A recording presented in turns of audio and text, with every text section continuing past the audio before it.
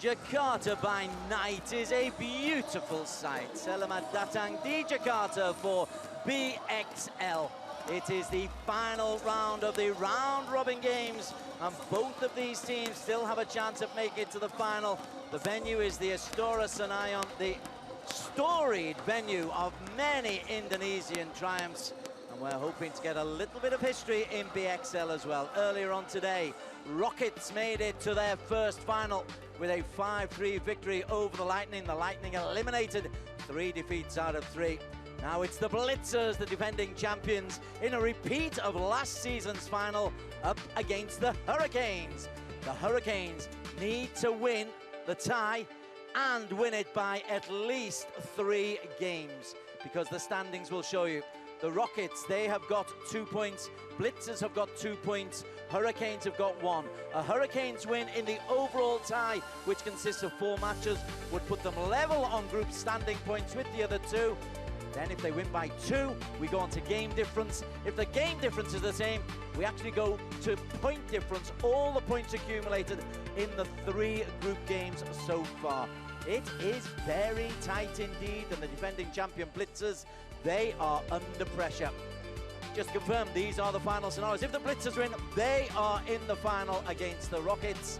If the Hurricanes win, we have to do a count back on games won, games difference. If the points are then the same, then we go on the head-to-head on this particular game. And if the Hurricanes win, then the Hurricanes would go into the final and the Blitzers would be out.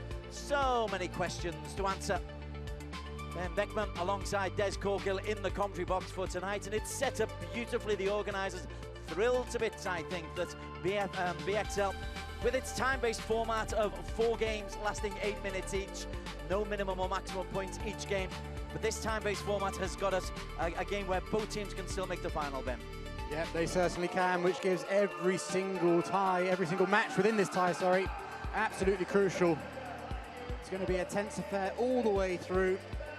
Even if a particular match has ended with 3-love, that final game could still be quite decisive. We could actually go down to a shuttle showdown. We've had 1 shuttle showdown already. If the scores are level, then we could go down to an ultimate shuttle showdown to decide who goes through to the final. That would be tense. That would be. And I'm sure Jonathan Christie, if it is up to him, he did it before earlier in the week, he could do it again. Welcome to BXL. We are badminton, but badminton with a little bit different, a little bit of pizzazz, including the light show and the noise of a very decent crowd here. Right then, the all-important lineups for the Blitzers. They are the favourites, in all honesty. That's up to the Hurricanes. Gutama, Ong Yusim and Lai Pei-Jing, they have got the first game up against Matis Christensen, Isfahani and Ramadanti. It's into the singles, it could get interesting. Michelle Lee versus Kirsty Gilmore. Hurricanes need Gilmore to come to the table. Anthony Ginting and Jonathan Christie have both lost both their games, so one of them has to come good, and then it could come down to the final 3 versus 3, 2 women, 1 man. Absolutely perfectly set up. Couldn't ask for it to be any better. Yeah, I couldn't pick out how any of these games are going to go. I have my slight favourites, but it's incredibly tight. Really don't know how this is going to end up. Let's introduce you the 4 teams. The Blitzers coming out first. Like never before. They are the defending champions, the Blitzers. They are 2 wins out of 2 so far. They are the favourites to make it back-to-back finals. But we know what happens to favourites in sports.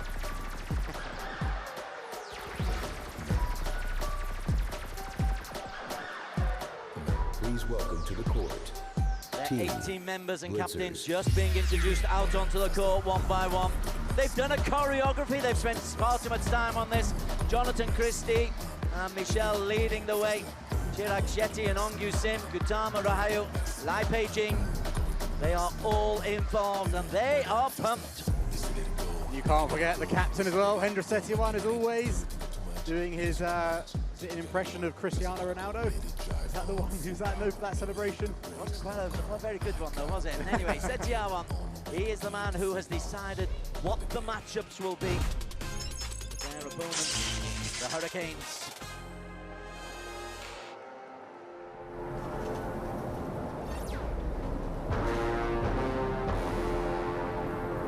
raucous introduction theme for the Hurricanes.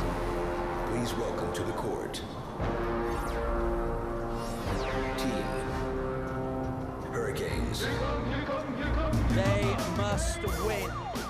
No two ways about that. Anthony Ginting, Kirsty Gilmore, Isfahani, Goteway, Matthias Christensen, Wijaja. They are 6 of the 8. And once again, yeah, it's all fun and games once you get into the introduction of the teams, but there's serious money at stake. $750,000 US available. First up, we will have the 3-on-3, 2 men and 1 woman on either side of the net. This is how 3-on-3 operates. Obviously, it's 3 on each side of the net. 8 minutes on the clock. It is time. It's exciting, it's fast, it's quick. We've had as many as 37 points in a single 8-minute game. Shuffle and There are unlimited substitutions, so long as you have the 2 men and 1 woman, and 3 tie points available. This has been the make or break throughout this tournament. Those who win the 3-on-3s. And the starting lineups firstly for the Blitzers. Team Blitzers. Raucous introduction. And the Blitzers have got the energetic Lai Pei-Jing and Ong Yusin, a double Malaysian threat, joined by Sabagutama from Indonesia. And they've done pretty well in their tournament so far, the Blitzers. They've won both of their contests already. Team Hurricanes.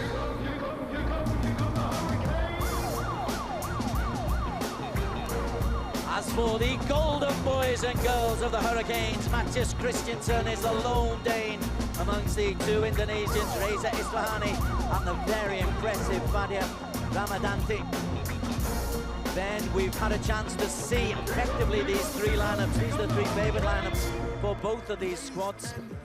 Both are very effective, but to me, Fadia Ramadanti could hold the key. She's on the other side of the net. I'll ask you about her in just a moment. Firstly, let's look at the Blitzers and the importance of Sabagutama. Yeah, he's incredibly important. I felt on day 1 he was a little bit subdued. He wasn't really getting involved. We saw more of that yesterday, and I think that was the big difference to them actually coming through and winning that match. Alongside him, Lai Pei-Jing, she is the girl. She will effectively hold the net, you suspect? Yes, I do expect that, and I expect quite a fierce battle between her and Ramadanti. A lot of the other females have been playing soft touches. They've both been playing fast-paced. And Ong Yusin, the 30-year-old, a world number 30 at the moment. Better than that, he has got a World Tour title to his name. He is the steady player on this court. Great solid defense, and I like the fact that he was trying to play the soft touches yesterday. On the other side of the cage, the Hurricanes have got, well, this is the girl I think is so important, Fadia Ramadanti. Yeah, she has made an impact in every single game. In the first match on day 1, she was a substitution. She made such an impact. She's been a starting girl ever since. Behind her, providing real support, fellow Indonesian, Reza Pahlavi Isfahani, world ranked at number 11, but 3 World Tour titles. I would like to see Isfahani today getting more involved. He's doing battle with his actual partner today, Sabagutama. Indeed he is. And Matthias Christensen, he had a mixed day 1, a very good day 2, when he just played closer to the service line. Exactly, when he pushed up, used those mixed double skills that he has expertly. Umpire is Aizat Ruzli, who hails from Malaysia. A short trip away. And Adin Ninsakun from Thailand is the service judge. Lots of tension here. Basically, the scenario is the tie must be won by the Hurricanes. The team in gold and brown, nearest the camera here. The team in green, Ladies and gentlemen, well, they know that they are the right, defending champions, Hurricanes. so there's that pressure as well. There's also the expectation that they're expected to win. Blitzers. Hurricane to serve, level, play. 4 games in a match. They will all be played. No dead rubbers. First points on the board to Fadia Ramadanti.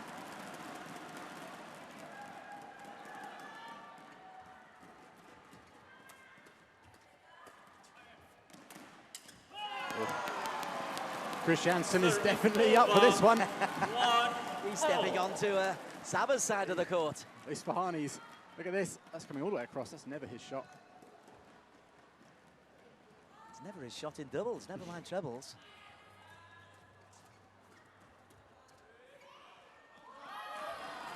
There is a drift from the green end to the golden end.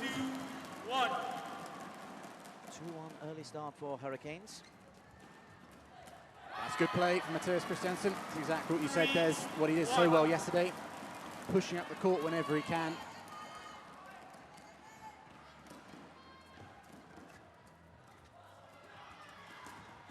Here he's going again. Oh.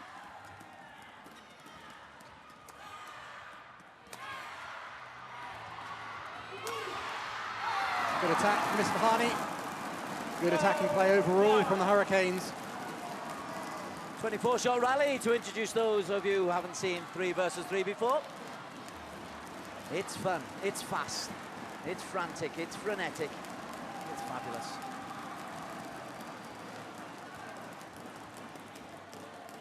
Maria's serve. Many of the rallies will be 2 and 3 shots like doubles. Serve return and first service return are important. Oh, through the legs. In the net. Yeah, I think you're right. The service situation is important in doubles, incredibly important, but in trebles, that importance goes right up. Quivered on the top of the tape. The effort from Fadia, but it stayed on her side of the net.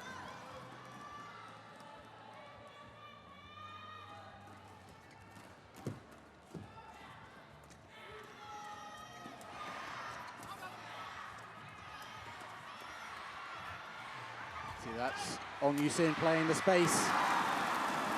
He did that so well yesterday. He's kind of the calm head. He can play the fast flat stuff, but that time using the space, setting himself up for a big smash. Second 20-plus shot rally. We're only 9 points in. Service over. 6-4. 6-4 Hurricanes. 3 minutes elapsed already. That's the kind of pace.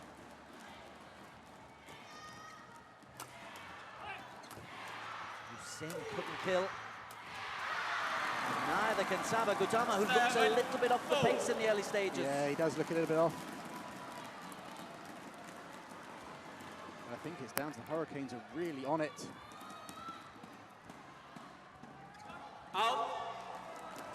Service Fadia's over. first service error. 5-7. That's a reprieve for the Blitzers.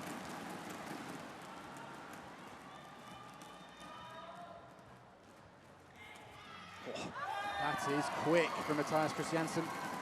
Service over. I think if I remember rightly, yesterday he was more on his backhand side. Today he is on his forehand side, which maybe he feels a bit stronger, and it's certainly showing that way in these early signs, these early points.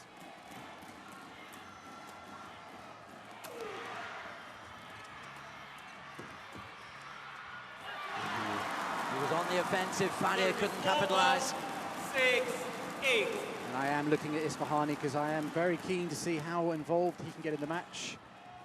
And whilst the Hurricanes lost then, it's good to see that he is pushing up the court a little more than he has in earlier matches. There he is again, trying to get involved.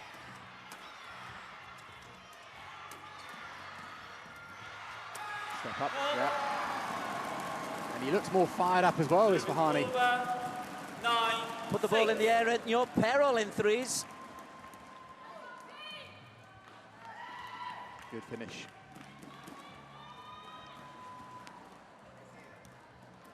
Matthias Christensen, 31 years of age.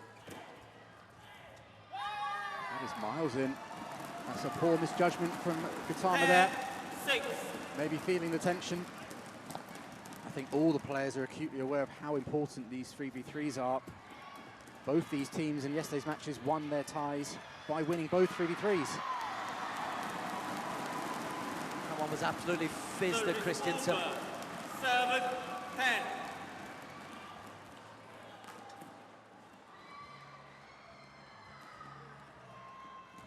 7-10. This is where the clock comes into play. We're around about 2 minutes and 30 through. The players routinely say that the clock, being against the clock, is what affects them more than anything else. Yes. Especially, I think, if you are the one trying to catch up. Oh, yep, that's good. Service It's not over. like the clock is hidden either. It's a big, big thing in the corner, right in your eyes view. Both ends of the court.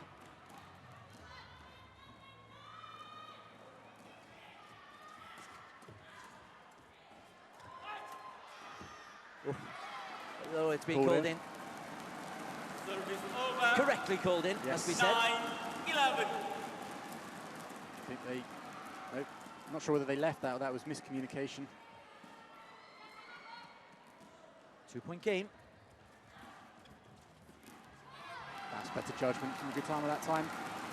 10-11. They've got it back to within one. Nadia Ramadanti on the receiving end from Beijing. Sharp from Beijing. Well, it was flat, flat, flat, flat, flat. You 11. have to make the pressure count, which they did, the Blitzers. I think it was the right idea from Chris Janssen though, because Gutama was pushing up, there was the gap, just couldn't keep it in. Oh. Over. Nope, he's not overruling it. 12-11. These situations happen a lot, don't they? Where the players are arguing the line calls. It's like the old days where there is pretty much no overruling. Hurricanes 12-11. Clash of rackets. A lovely little drop shot, and it's a 2-point lead for the Hurricanes. And the countdown is on. 35 seconds on the clock.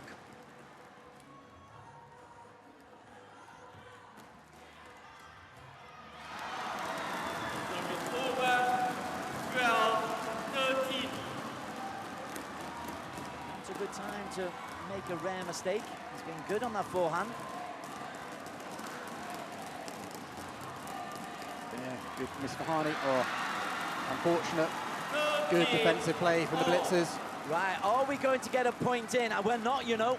We're going to go into a pressure point, and it will be winner takes all on this point. First game in. Fabulous. Setting the tone for the rest of the match, rest of the tie, sorry. Every game important for Hurricanes. They need to win the tie, of course. This first game on this. That's huge for the Hurricanes. Like you just said, Des, every game counts. And also, of course, this is the first step towards winning a tie, which obviously comes important, most important first. Hi, Beijing, dance of despair, and as we said, Fadia Ramadanti has got a significant role to play, and she's done it by forcing the first win of the night. The game goes to the Hurricanes, 14-13, inevitably on the pressure point. I would imagine most of these games are going to go to a pressure point. Yeah, I would agree. The way that's being played, I can see each and every game being extremely tight. Let's look at the nervous tension. Okay, Setia, don't show the tension then.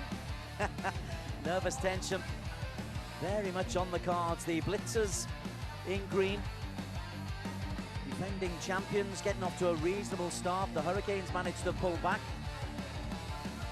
Francis Christensen heavily involved. A couple of close calls, but it would be the Hurricanes, with Fadia very much involved, who would go on and take that first game. 12-11 on the pressure point.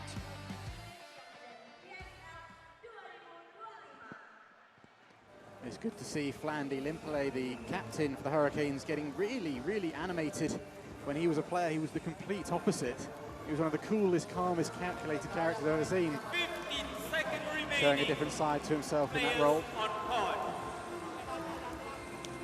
Well, things are beyond your control as a coach, aren't they? Yeah. Once you've made your call, it's up to them.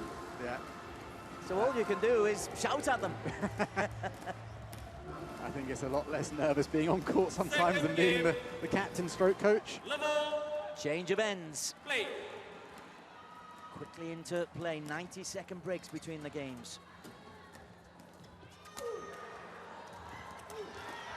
Terrific defense. Brilliant from Isfahani, brilliant from Hurricanes. Isfahani is definitely trying to make more of an impact in this match.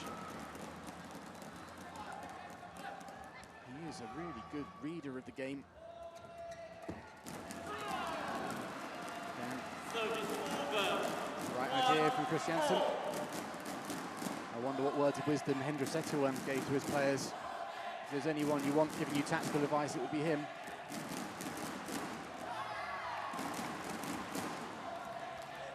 Service over. 2-1. Jaja looks on. She's scheduled to play in the second 3 versus 3. This is the 4th rubber. Oh, Again. Got a little bit more oomph in his legs, in his game today. and playing against his partner, picks out his partner. Maybe that's what spurred him on. All those points you've given away. Yeah, well, yesterday for the Hurricanes, Goes beat his partner. Can Isfahani do the same today? Great angle from Onjusin. He's a little bit taller and used every centimetre he has there.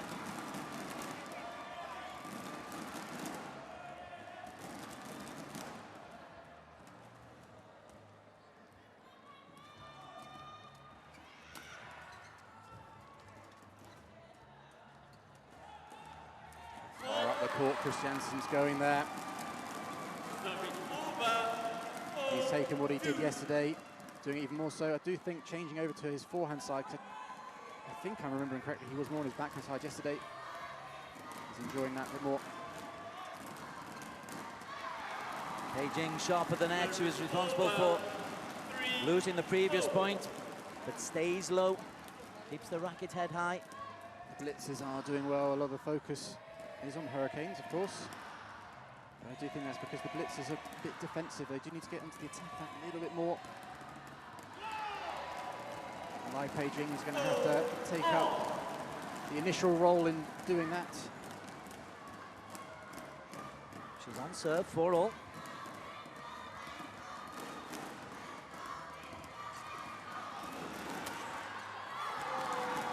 Saba just didn't get enough depth. He did well to get the return back, but Christensen demolishes the smash.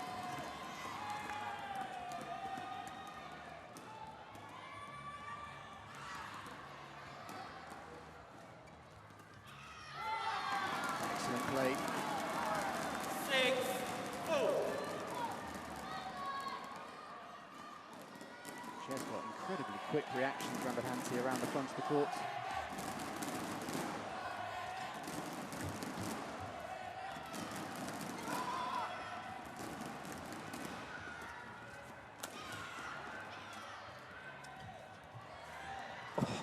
Christiansen's right in net. Okay, now Isfahani to the front. Yes, great placement. Fadia to the back of the court, couldn't get back in time. 5-6. Yep, completely out of position here. It's a nice put away though from Onjusin, placing it into the gap. Mizaki Mitsumotomo leads the cheerleading for the Blitzers, who trail 5-6. Broken string. 6-all.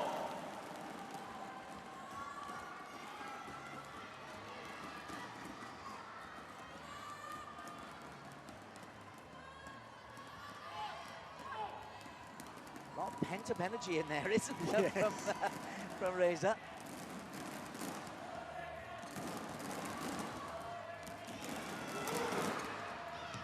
He's putting his whole being into every smash of his.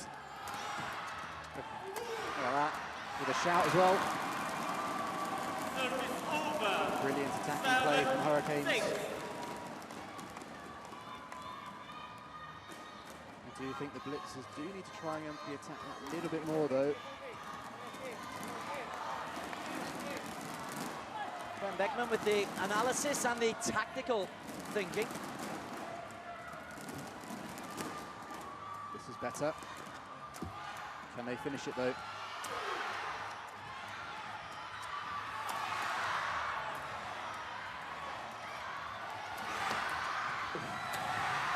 Wow.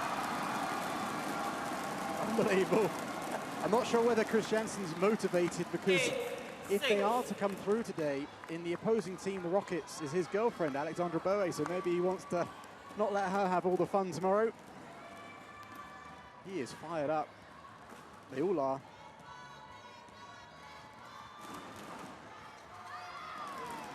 9-6, the 3-point lead with just over 2 minutes.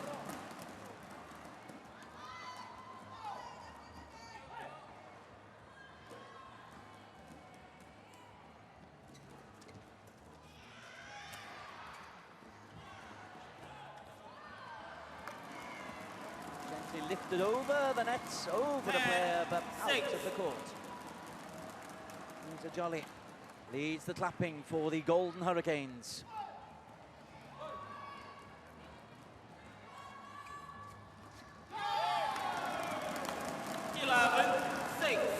Saw how quickly Paddy was to pick up that shuttle. Yeah, they want to cement this lead and avoid the pressure point. That won't help, though. Go slower next time, Paddy, perhaps. Take a bit of time, though, doing a practice serve. That wastes a few seconds. 7-11. Hurricanes have already taken the first game.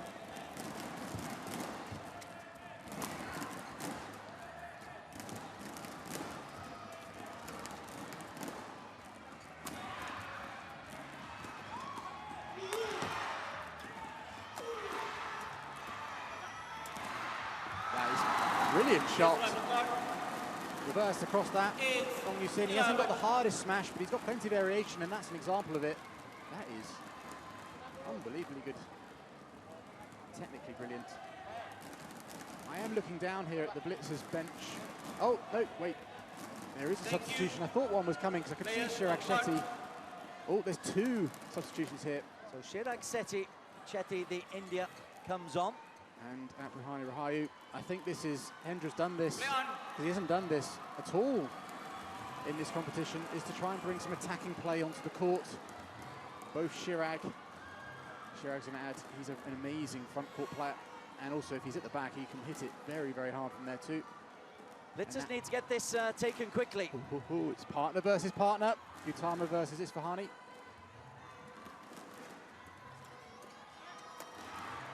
Chirag, first involvement. Good lead, good lead. Late lead, but a good lead. Pressure point activated. I think this is a very good tactical change by Hendra Setiawan to bring on Rahayu and Shetty. So we come on to a pressure point once again. This time, Hurricanes need just 1 point. Blitzers must win 3 in a row. And they can't. Shetty into the net. Hurricanes lead by 2. 12, 9. That is the perfect scenario for them. 0. They need to win the tie. They also need to win by 2 games or more. Well, it's probably more because their points difference is not as good. But getting their crowd going, absolutely. It's a thrilling start for the outsider Hurricanes. It is a great start for them. I think the Blitzers were right to make that substitution, maybe a little too late in that game, but it's going to be interesting to see how the new players will impact how this game looks moving forward. I'm sure Flandy and the Hurricanes will be talking about what potential changes might be going on in the 3rd game with these substitutions from the Blitzers.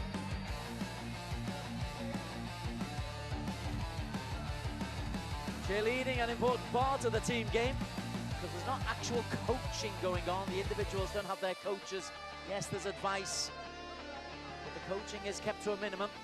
So the players will be working on each other's motivation and their own tactics as well. That's what we've seen emerge in the 3-on-3. So many different styles. Yeah, there's so many different styles, and I think we're going to see a few more before this game is over.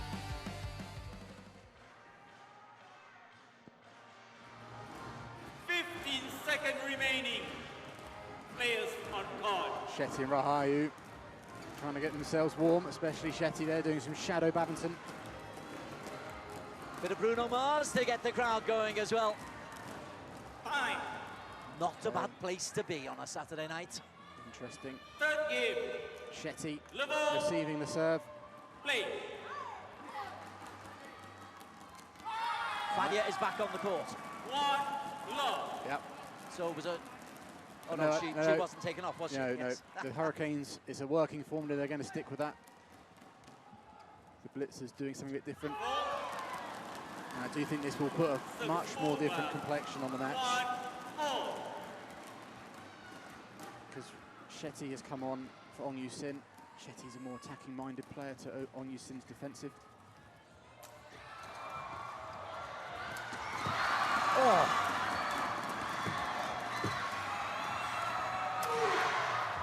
Shetty. Brilliant. And look how fired up that Brani Rahayu is, stamping her feet at the end of that one. And she should be very pleased. She worked her way to the front, and they worked incredibly well as a team. That's exactly it, Z. Far more attacking play now that these three players were on the court. Well, they need to win both games. Lightning fast. Lai Pei-jing going on to being the chief cheerleader. Look, two Shetty men closing in, yeah. indeed.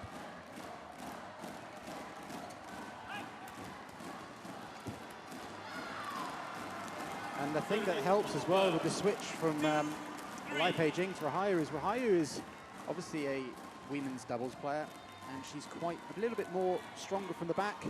She's more used to it at the very least, so she can take up that role really, really well.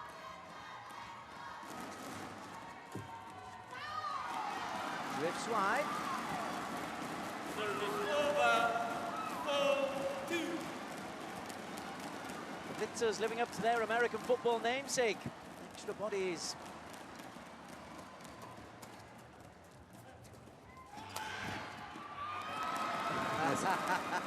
We're seeing a lot of that today, aren't we? 5-2. We are.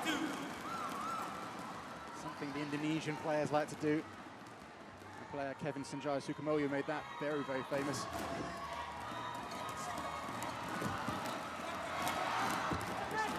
Desperately working hard, but cannot do anything, and Sabo is there to finish. He has been a revelation. He is so, so fast. And this is the kind of play from Gautama that we saw last year when the Blitzers won. Thank And you. yep, Change from the Hurricanes. Jose Fei comes on to replace Matthias Christensen. Counter fire with fire. Yep. Oh, that's a jab of immense power. 6. That's a first impact right there. It was very quick.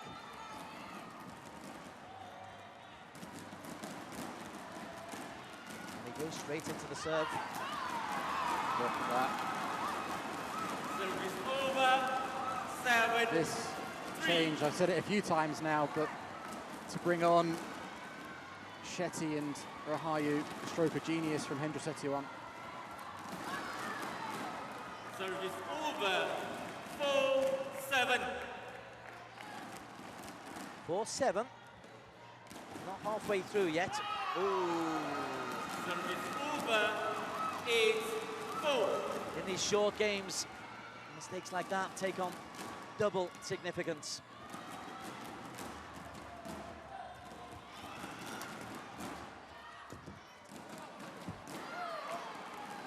Nice leave.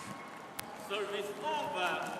And actually, we're 5, talking about 8. the Gautama versus Isfahani partnership, but actually the two female players have been partners, and I think they've only recently returned as partnerships, so there's two pairs on the court playing each other. 6, 8.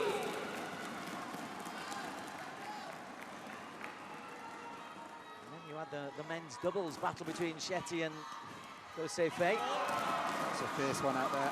Service Shetty over. very quick there, 9-6. 9-6.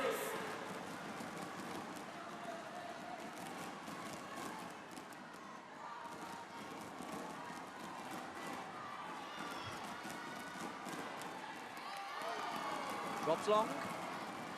Service Patient, we over. have to remind ourselves 7, there is a little bit of a 9. drift in here. A little bit of a drift, a long drift.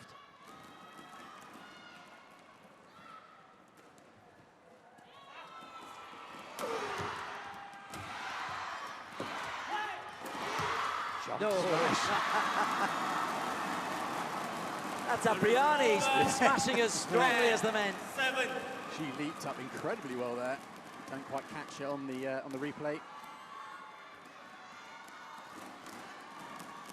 Yep, evasive action. Get out the way as well.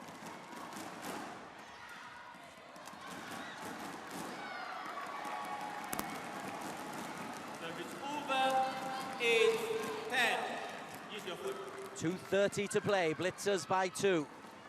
Nervous biting of the fingernails by Matthias Christiansen.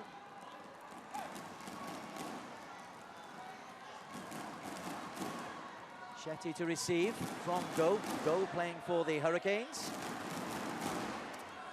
Oh, bit of fortune for Saba. He made his own luck here, stepping forward to that shuttle. It wasn't one that dribbled over.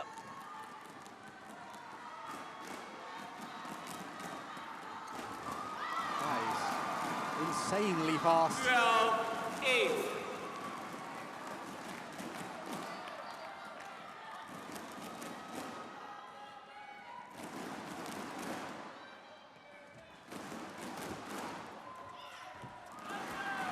Good leave. Again, a dramatic lead. But it's a 5-point lead for the Blitzers. They need this, they need to get back into this particular match. Service over. 9-13. Right, Go needs 1, 2, maybe 3 serves to get Hurricanes back in. The pace. Yeah, so fast. The intensity from all 6 players is right up there. Good. 10-13. Chirag wonders who moved the line. Gloria bellows her instructions. The countdown clock is on. The drum beat is there in the stadium, just ramping up the pressure on the players on the court.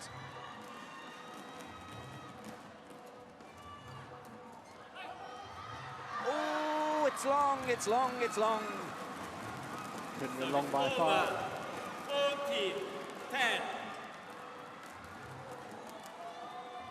Clearly out. You can see perfectly from that. Brilliant solo play from Spargatama. And that will be the game. Tumble serve. Intercepting it, did that rally by himself. 15-10. Oh. Now, despite the error, that game is done, and the Blitzers, the men in green, the boys and girls in green are back in the game. 15-11. I did wonder at the end of that second game whether the changes would make a huge impact, and they did. Whereas in the first 2 games, the Hurricanes were on the attack far more often. In that third game, it was the Blitzers that were on the attack, and that generally, if you attack more, you win more. That's the general rule of badminton. So speaketh the expert. Coming up next, very different kind of game. Women's singles, Kirsty Gilmore, who's lost both of her games representing the Hurricanes. She's up against Michelle Lee, the Canadian. That'll be good. 2 very good athletes. And a very different feel to what is going on here. It's frenetic and fast in 3-on-3. But it's controlled speed, particularly with Chirag Shetty. You're quite right, he's made a huge difference. He has, certainly. He's brought that attacking element. And I think Rahayo's had a thing to say about that as well. She's brought a great level, but also the intensity. You can see there, the smile on her face, the enjoyment. She does that in every game that she plays. BXL, it's a shuttle showdown. We've got 25 seconds left. The crowd are getting wound up. But on the court, it's important to the players. Okay, it's not BWF, it's not a final, it's not ranking points, we're not looking at the Olympics, but there's $750,000 to play for. And if you win the final, these players individually will go home with over 40,000, close to 45,000 US dollars. That buys a lot of chicken. A lot of nasi goreng. Yeah, the Hurricanes are going to have to get back onto the attack. They're sticking with the same formation. It goes at the net, which is a good choice. But they've got the option to switch in Isfahani, I think. He is a brilliant front court player. So is Gozafei. Gozafei has an amazing tumble serve.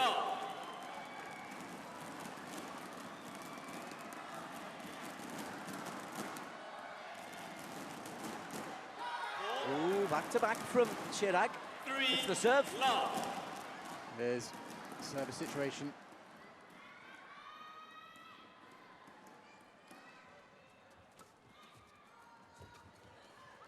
Oh, Oh, nobody there. Over. Please like a clock. 1-3.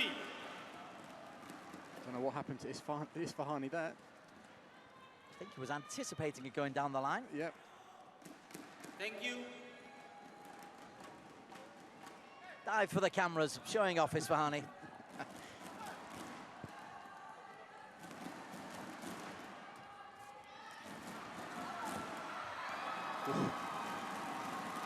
That's well spotted on the gap there 3. from Rahayu.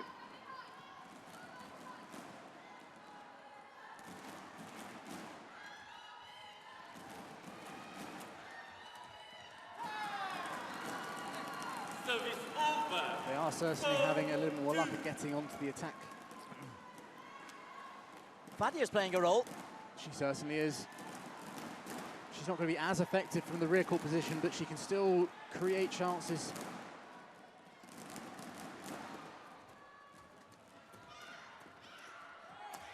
Oh, terrific. Fadia started, then goes 1, 2, 3. Maybe Gozafe, he did only come on in the third game. Maybe he's only just getting himself warmed up, getting up to speed. 5-2 Hurricanes, Blitzers need a response. Oh wow, what a return from Qatar. He's put it out. Chirag Shetty rushed the net. Got the racket head up, but direction wrong. Gozafe did well to play that with a little bit of pace. I think he spotted Shetty charging forward.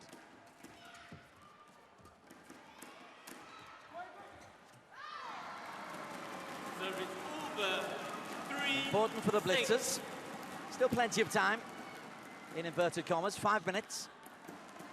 Tick, tock, tick, tock.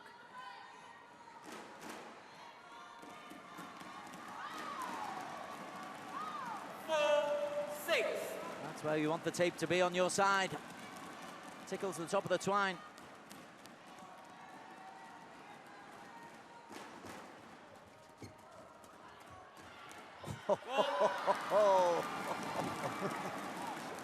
The fact that Qatar is trying to intercept 7-4.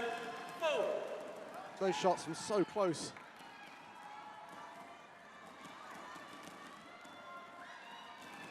Gozafe beginning to make his mark, the world number 3.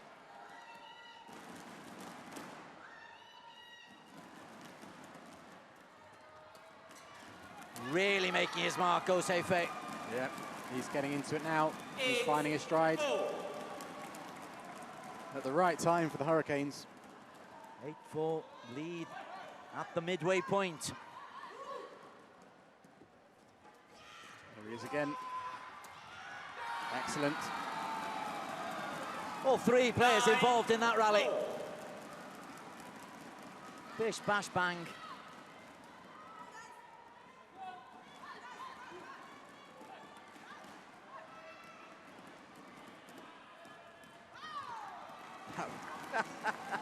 Isfahani looks a bit confused. Like Shetty took that off the tape. Look where he hits this. That is less than 6 inches from the net cord. I mean, you'd never do that in a regular game because you'd obviously just get flicked. You can step in that little bit more, knowing full well that if it does flick you, you've got your partner there. Beautifully done. Bit of a disguise. Over. 10-5.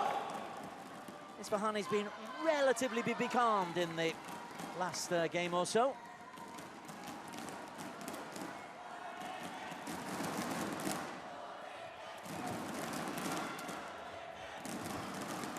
That's good movement from Shetty. Yeah. Service over. 6. Blocked in the corner of Gozai, he was right in it. Yeah. Set up by him playing that lovely little block of defence and following it in. 10-6, 6-10. Oh.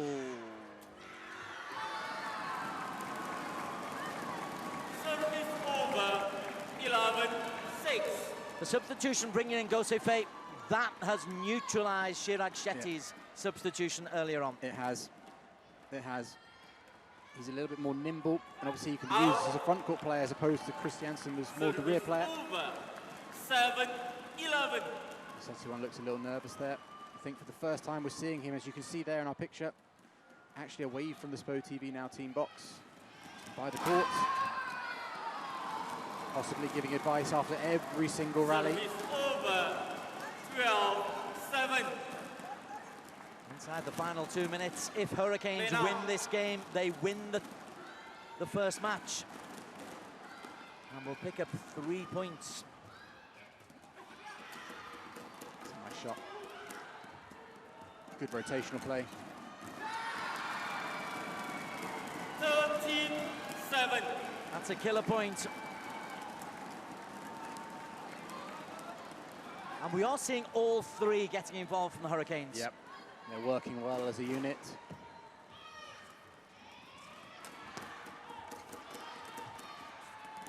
I think the Blitzers are as well, but the Hurricanes are just able to get onto the attack that little bit more often.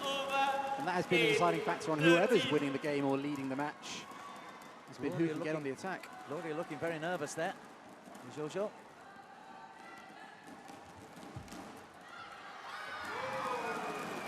You're right, there's goes the phase. Substitution on. It's been absolutely crucial in the Hurricanes. Pretty much, would you say now, they're pretty much over the line here? A 6-point lead. It needs 3 very, very quick points. And Gosefei has taken as much time as he will be allowed to take this serve. He's taken a good 15 seconds.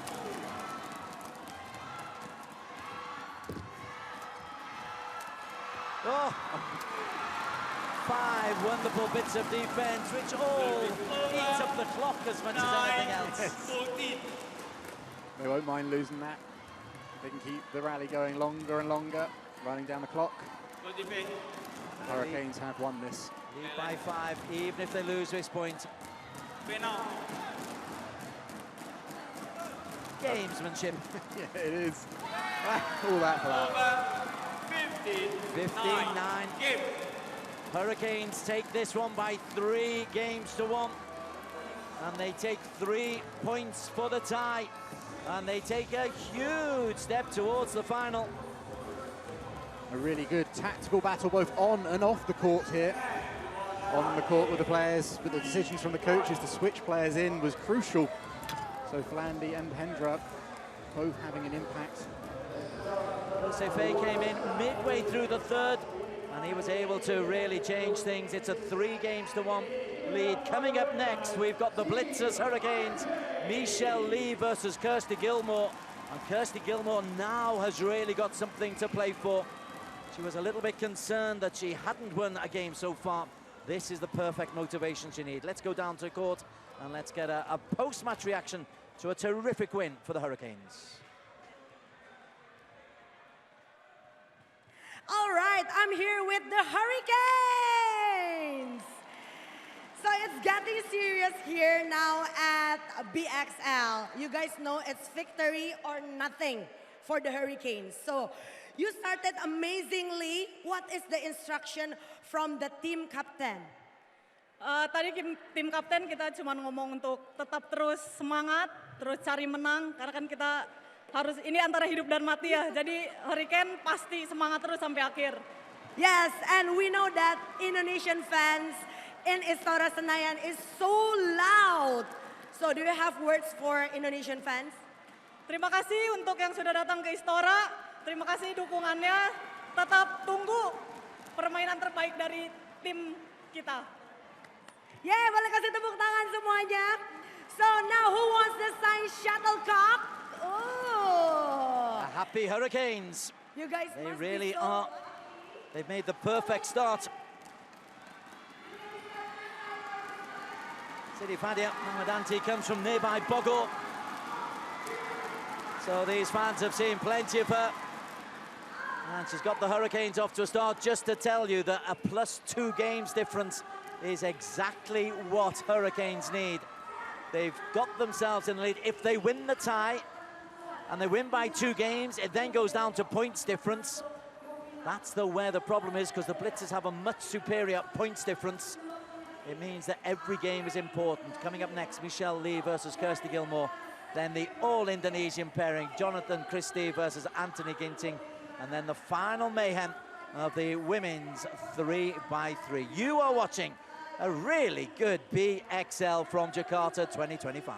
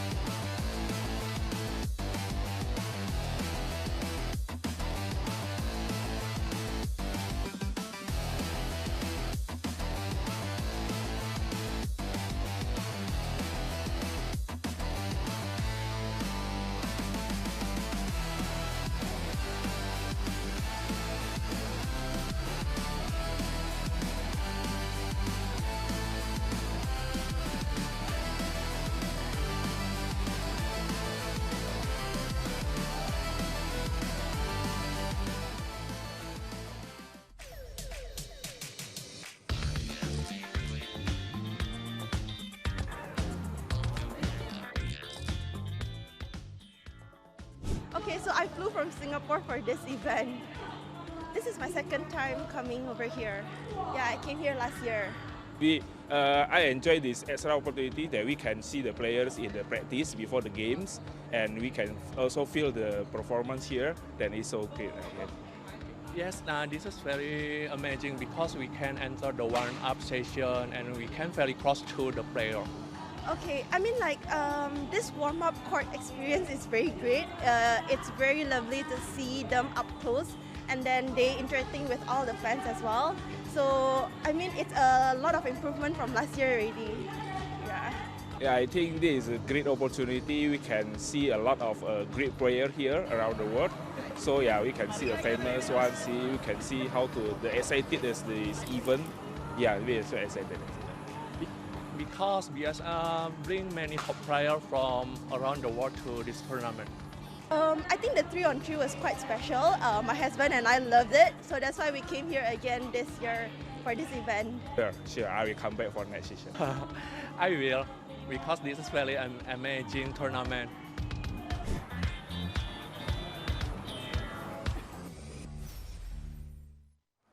We've got a badminton party here at the Senayan Stadium. The super fans are here in force.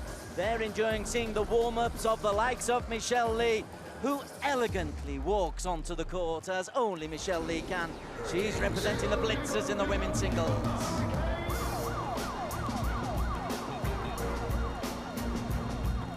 And to the swirling noise of the Hurricanes comes Scotland's Kirsty Gilmore. I noticed that little exhale. She's still a little bit nervous out there. But I think, like you said, that win in the previous 3-3, that might give us some confidence. That's definitely going to give her a little boost going out there now. She's yet to win in the 2 matches so far, Kirsty. She was very unlucky in the first game.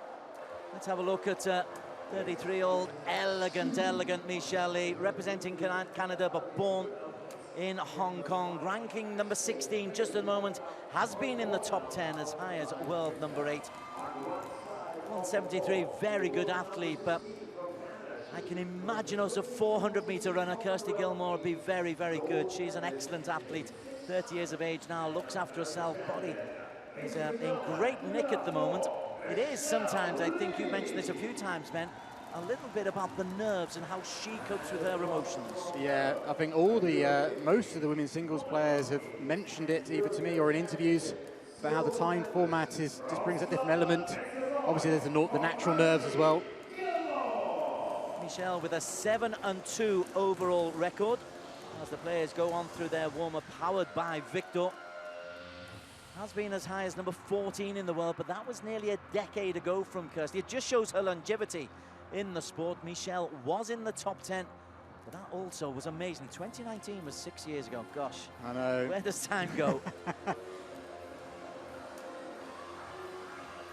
Chair umpire Mohammed Iqbal. And he will be ably assisted, of course, by his line judges and also the service judge, Saiful Bakri. Again, the best thing we can say about the officials, we've not had to mention them. No.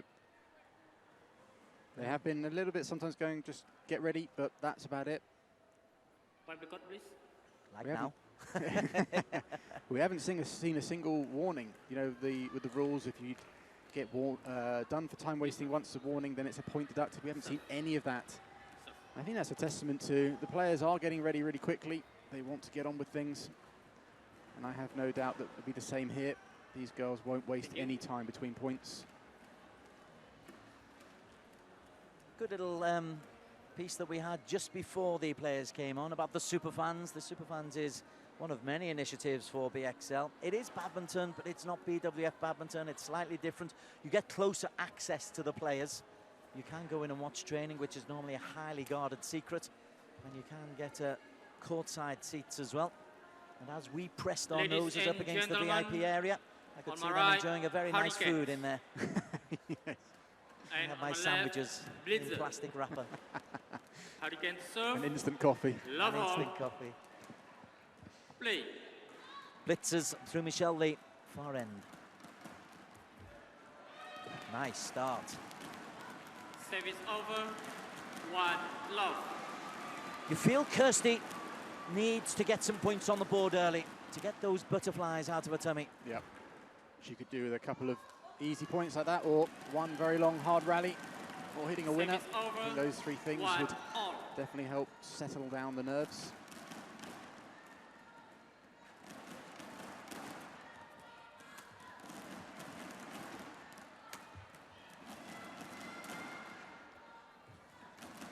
Ooh. Off the top of the tape, a little bit of a fortune there. It always makes me smile. We've just had the frenetic 3 versus 3. And how big the court suddenly looks with just one player on it. Although all the ladies here covered the court extremely well. And smashing very well. I think that might be one key area for Michelle to focus on, is the backhand defense of Kirsty. Both Toy Lin and Mir Blickfeld were able to score numerous points down that side. Second little tumble. 4-1. Flandy is already out of his chair and by the court.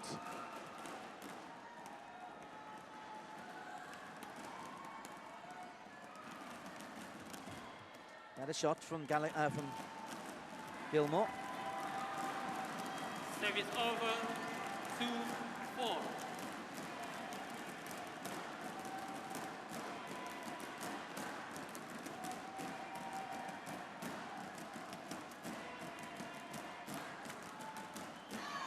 Another one to that backhand. A little bit of tension in the arm of Kirsty Gilmore. She was there.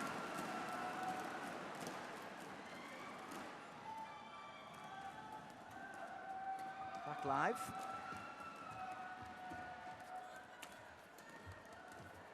Good stretch from Lee.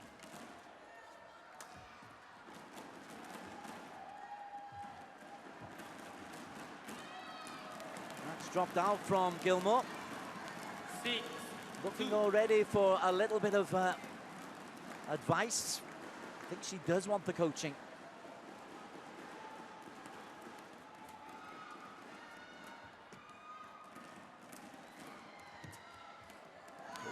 That's a really nice shot from Michelle Lee. Kirsty's slice was a little slow. Even though Michelle took it quite low, she did have a lot of time with that shot and could hold Kirsty.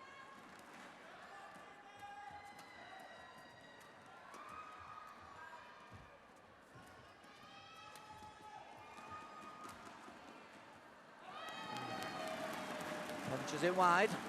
Not the start that Gilmore was after. Exactly the start Michelle Lee wanted. Yep.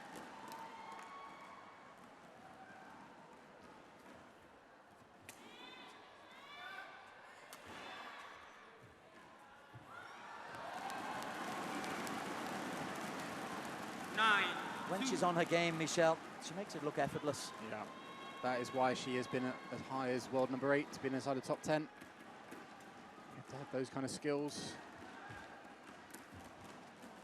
shots like that. But not shots like that. Service over. 2 out of 3 ain't bad. 3-9. Yep.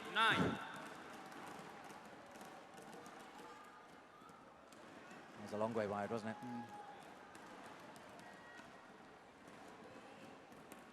Blitzers leading 9-3 midway through this first game. Oh, she assumed the drift would help her there. Service over. 10-3. Some mystical powers on the shuttlecock from Lee.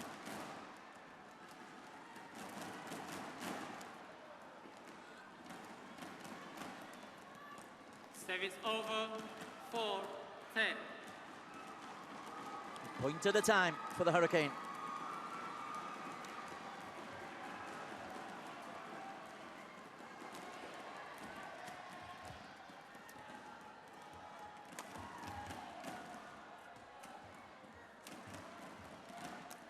That's the kind of rally that's going to help Kirsty. That might help her settle. 10. Nice slice down and followed it well. That's well taken.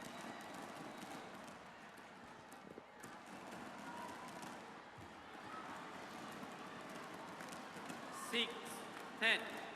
That will also help her, getting a quick point straight afterwards. I think one more point here and she'll really be settled in.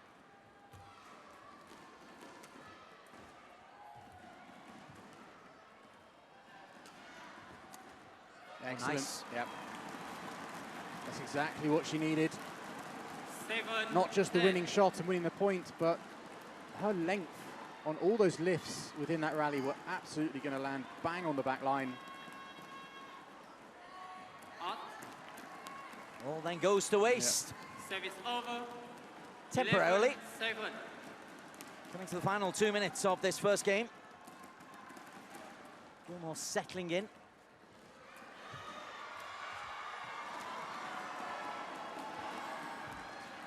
Rally's getting the crowd going.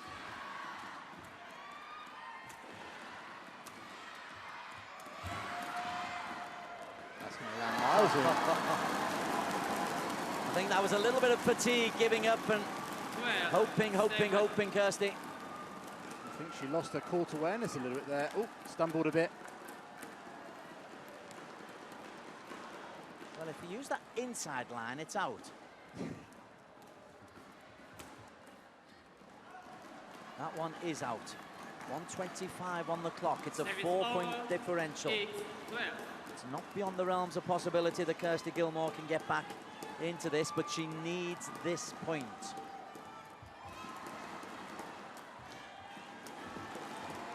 And she's got it. Drops it at the feet of Michelle. 9-12. Who seems a long way back in the court. She is, but she's played that beautifully. And that one not so. Service over. 13-9. I think on those kind of shots, she should hit it with a little pace rather than going for the slow drop.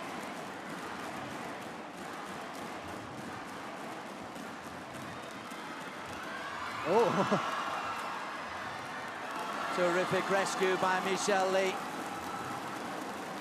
14-9. She moves, she glides across the court. Leads by 5. Great D. Oh, no. And that'll do it for the first game. 15, Michelle 9. Lee. Excellent start for her. She started well. She resisted a fight back from Gilmore. And although it's a tame finish, it's a 15-10 first game for the Canadian. Blitzer leads 1-0.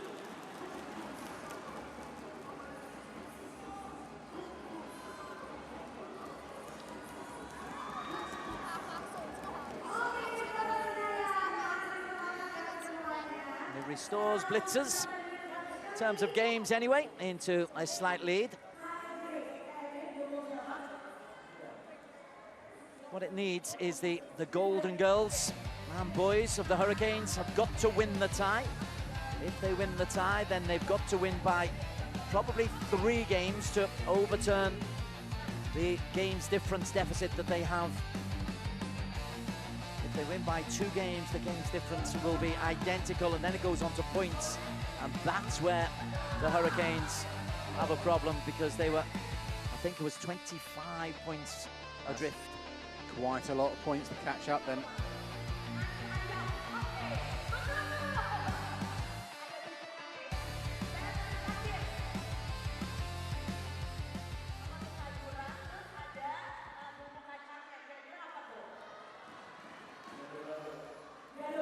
BXL from Jakarta, women's singles, the second of 4 matches in the last of the round robin games.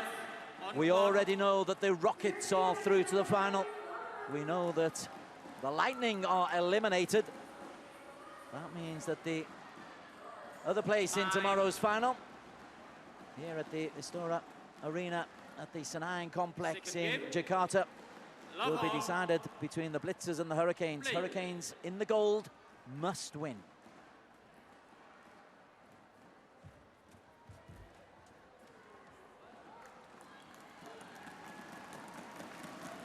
It's a more positive start for Gilmore. That is going to be her main focus in these early stages. Of course, she'll have some idea of what she wants to do tactically, but I think it's going to be composing herself, finding a rhythm, and getting into this game. That's a good rally as well. Service over. No. 1-all. It's 2-love. 2-love, surely? Yeah. 2-love. Scoreline. Oh, that's interesting.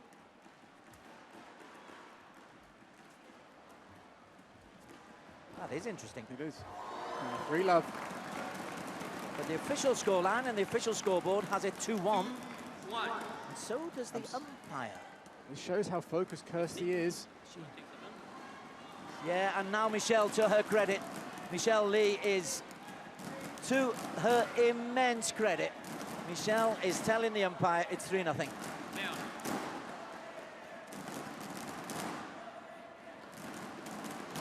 Well done. Yep, that is good sportsmanship. But it shows you how focused Kirsty is. She didn't even realise there's a big screen behind her, and the umpire is speaking, saying the score out loud in English.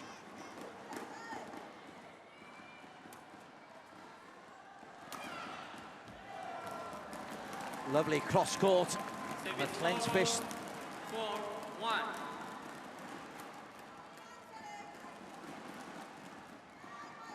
Runs it beautifully, Gilmore.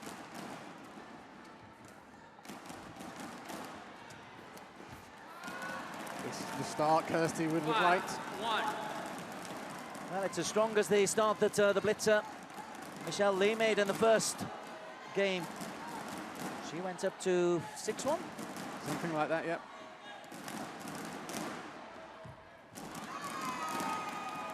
Service over. 2-5.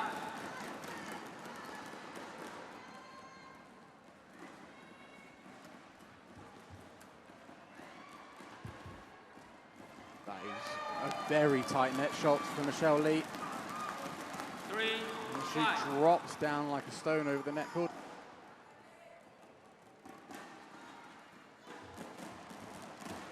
Here it is again. That's very, very tight.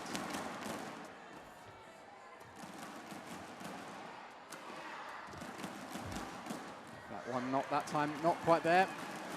Michelle Lee did have to play that net shot from slightly deeper. So I think Kirsty's got to be careful of where she's playing her shots to the front of the court, maybe pushing through them a little bit more.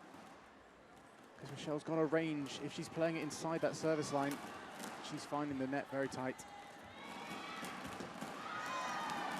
Just leaning away, got her angles a little bit skewy. Tries to come cross court. Yeah, she got her positioning a little bit wrong there. That's why UX players have dodgy knees when you're older. It's on the line. Yes. Gilmore doesn't like it. I think Umpire approves. 5-6. I thought it was just in as well on first reaction.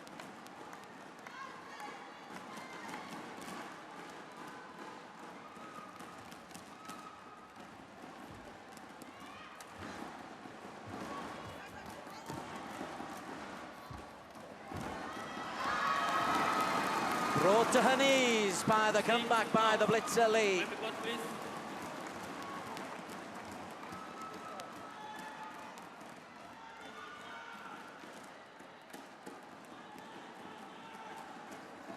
Thank you.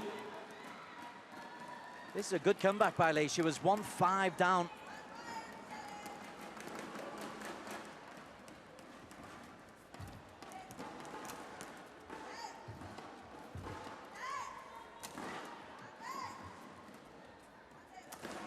That's better.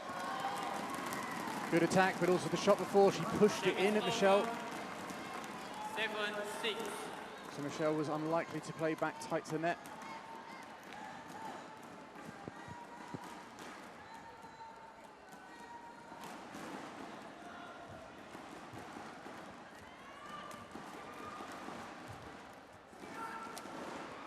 Shot. That's a wonderful shot. Service over. 7-4. Beautiful technical skills, slicing across the shuttle. Strike.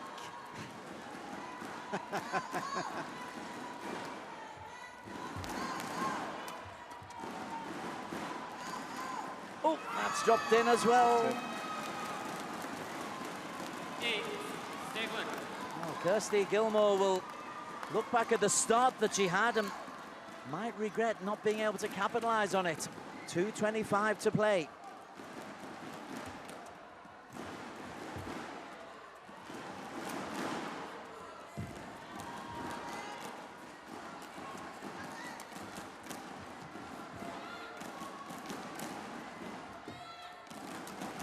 That's an excellent shot. That was nice, patient play from Kirsty. 8-all. A noticeable improvement in the quality of her slightly softer drop shots. Shots that will land from the overhead position near the front service line. And a little more pace in. Some of them beforehand have been floating over, giving Michelle options that time. Not the case.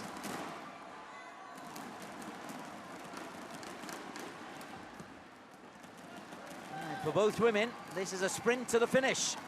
9-8. There's a lot of tension out there on that court right now.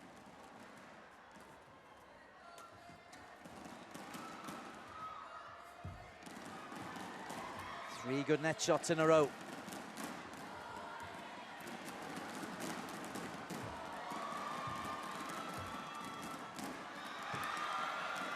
Hola, hey, hola, hola, hola. The crowd will love that. Even Hendra has to appreciate that. Almost like a Lizzie Jar jumping pirouette backhand. Yeah, pirouette. With the flourish as well. She's a great athlete. It's quite brave to do that, to be in all honesty. And she picks up a point as well to lead by 3. With 30 seconds to go, if she can win the next point, she might avoid the pressure point.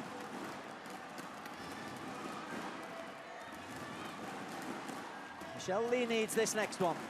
Blitzers would like this next one.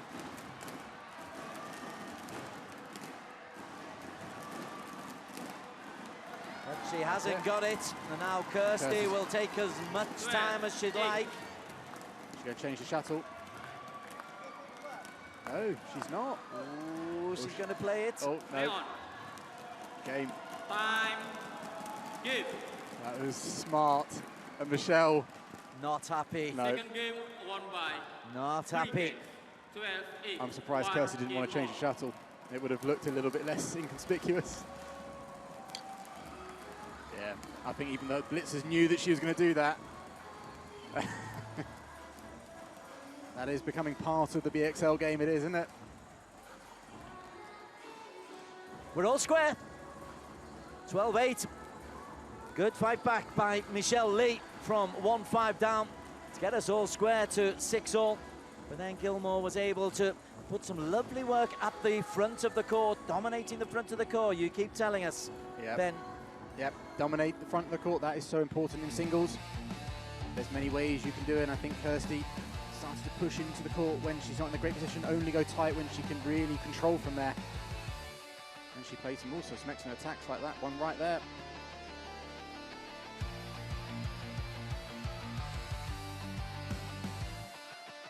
Good contest.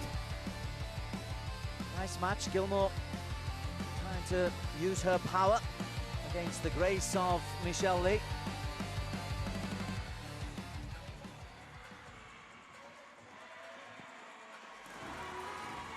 BXL, the cheerleading, bottom right of your screen, just trying to encourage the Scottish part of the team.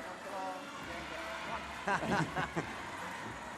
on the other side, well, Michelle isn't quite getting the same enthusiasm. Crowd into it. Healthy crowd. 7,000 seat arena. 1,500 or so in here. Underway in game number 3. We're square at 1 apiece. Wow. Lightning reflexes. 1 love.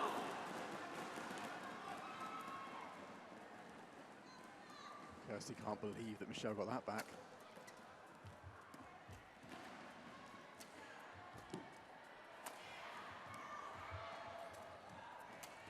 Kirsty with her own reflexes on defence here. Almost.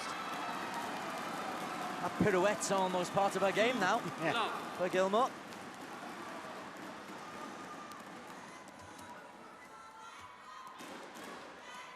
Proper Scottish name is Gilmore.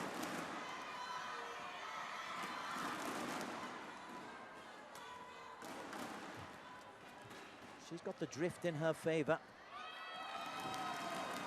But she's put that one wide. It was going long, but it's gone wide.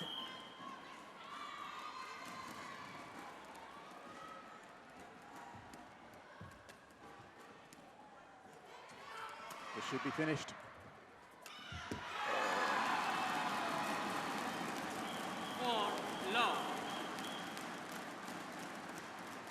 Not allowed favourites, Ben.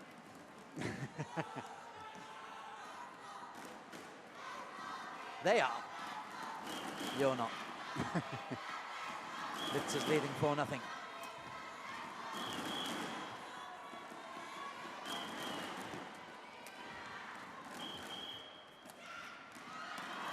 one's been pushed wide as well. Well, it's all or nothing with Gilmore, isn't it? It's either a dreadful start or a fabulous start. This is in the former category.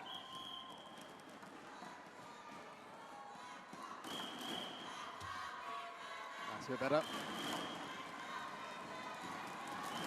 Service over. 1-5.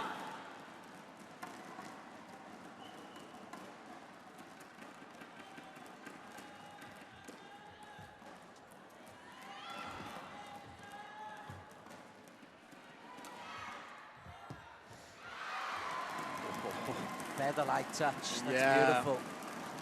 That literally dropped just over. Michelle's clear, just was a couple of inches higher, would have been absolutely perfect.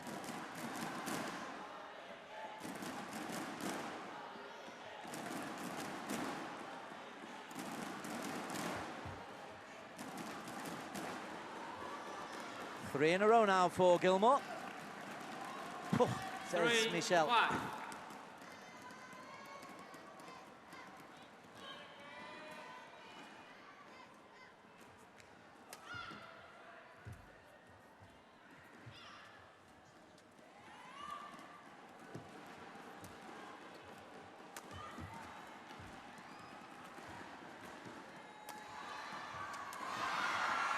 Brave effort, but nice control from Michelle Lee.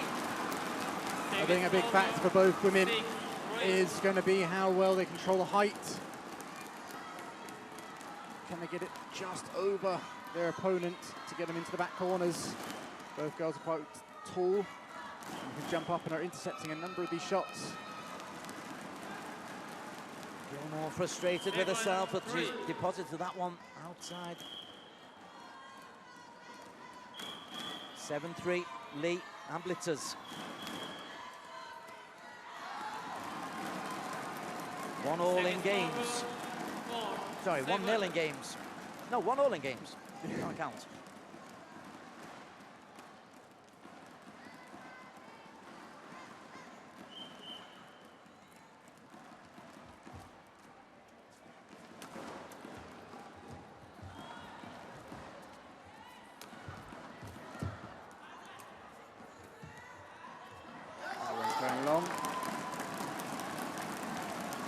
think the drift is still the same, but slightly less. Either that or the players have got their eye in when it comes to it, their feel.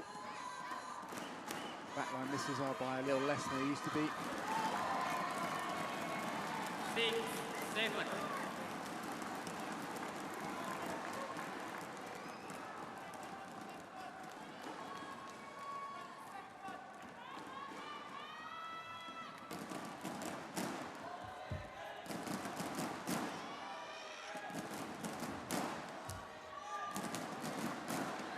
Perfect length from Kirsty Gilmore. 7 all.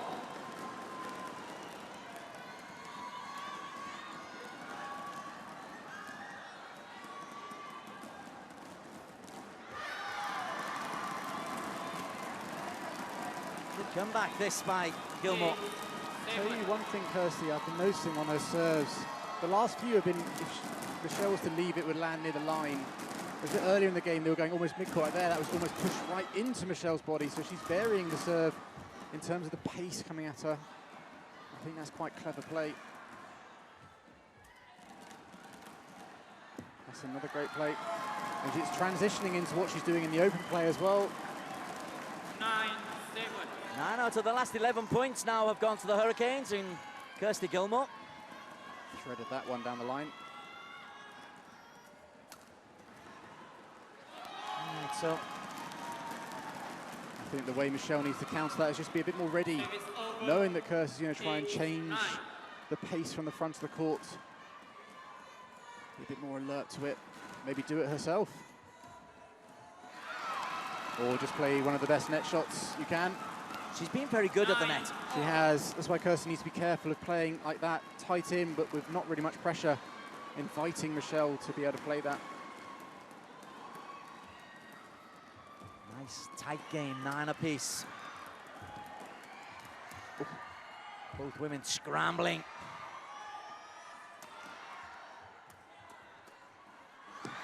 Wide, just, but wide. Blandy. 10, 9. You can hardly watch. Yeah. And 1 minute to go. We are in the red zone.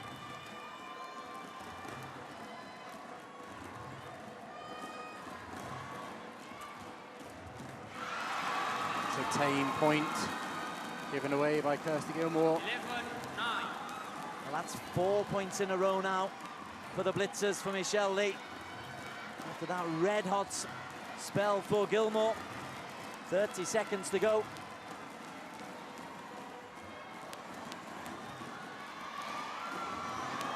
Just out. Gilmore bows ahead. Michelle Lee. Michelle's going to try and win one more point and avoid the pressure point situation. And take her time as well. This next shot from Gilmore. This is a big point.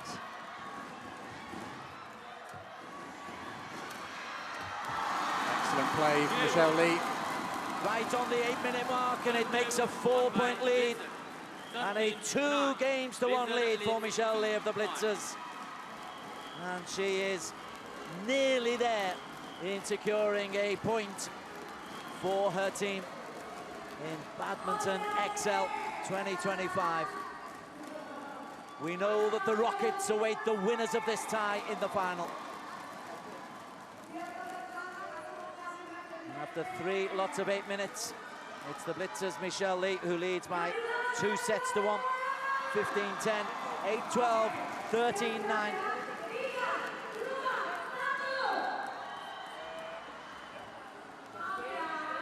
That was a strange one because Lee started off really well there, Ben. She got into a 5-0 lead as we just tell you about the little clash coming up afterwards between Jonathan Christie and Anthony Ginting. That's the men's singles coming up next.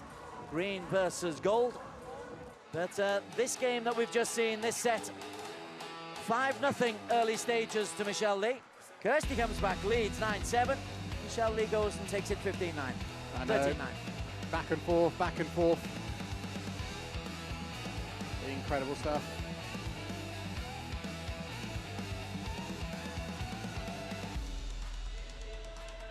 I do think Kirsty's got the right idea though with the mixing of the speeds at the front of the court. She just needs to tighten up.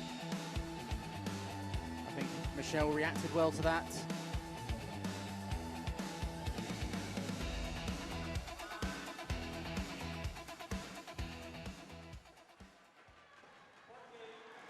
Players back on court for the final stanza of this women's singles contest between two players in the top 30 in the world, both enticed to Jakarta for BXL.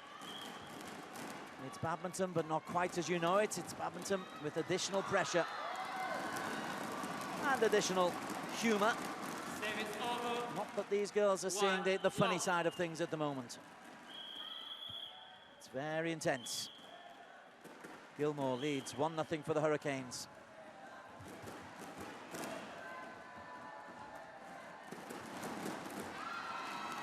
If Gilmore wins this game, it's 2 each, and so we would go into a maximum 5-point shuttle showdown, which would be quite nice. Yeah, we'd like to see one of those, another one of those. Haven't seen one today, have we? No.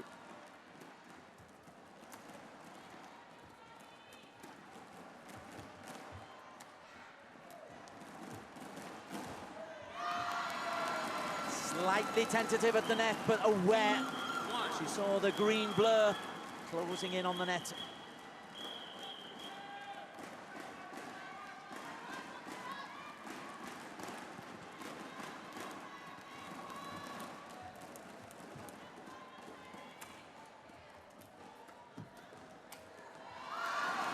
Drops in. 3-1.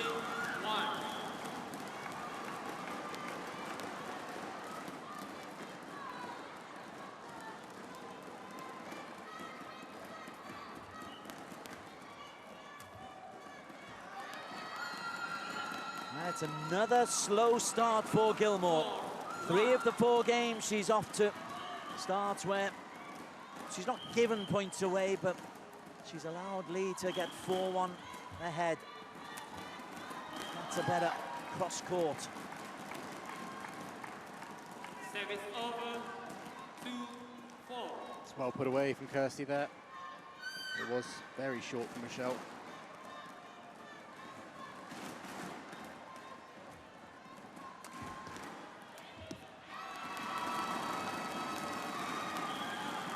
Service over.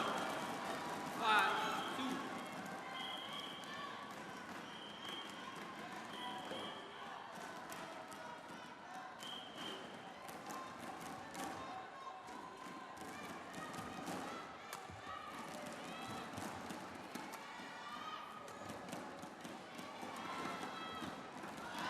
Good variety in the length from Lee.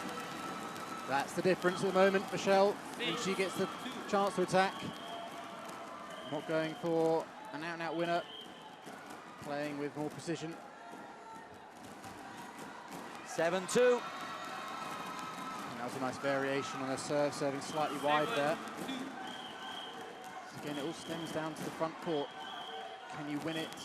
And there's many ways you can go about it. I think here it's going to be the key is the variation of the pace and then the height when you want to play to the back of the court. Oh, got her range a bit off there. So we need to make the net that one. 3-7. Been a rare mistake though from Lee in this 4th game. We're approaching the midway point. She leads by 4.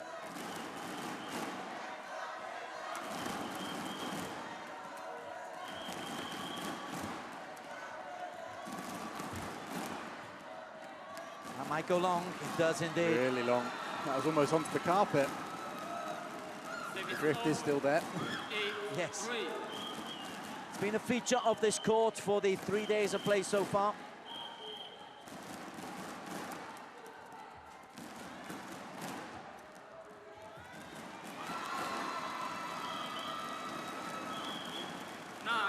It's a 9-3 lead for Michelle Lee, and she's looking good for it.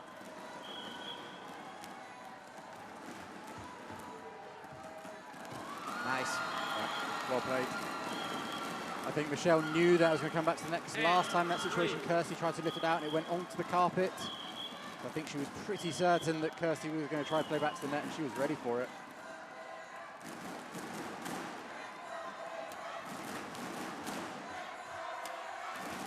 That's a great shot. And again, I spoke of when you're playing lifting off from the front of the court, the height. Some Kirsty's again is a little too flat. Michelle's able to jump out and intercept it.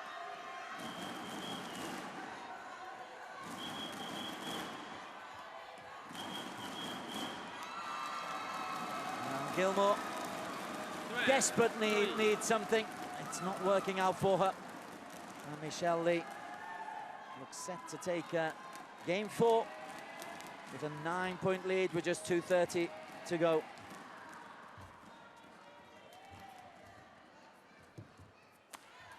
Nice. She glides around the court, Lee. Yep. When she's in full flow, it's a joy to watch.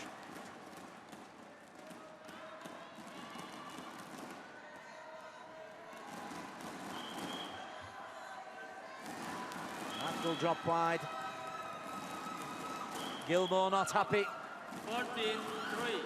It's frustration, though, just to add to the fact that she's, well, 11 points down now. Service over. 4-14. Final flourish from Gilmore, perhaps. We might still see her in the final tomorrow, but she needs her teammates to help her.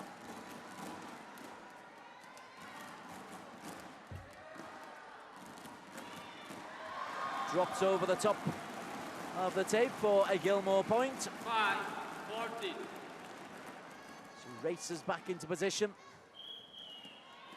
What does she need? 6 points in a minute and 20. That will help. 5 in a minute and 15. 14.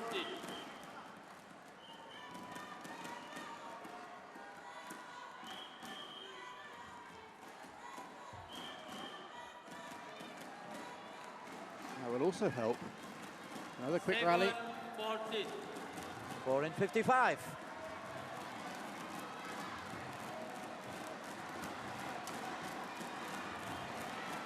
That's a nice shot.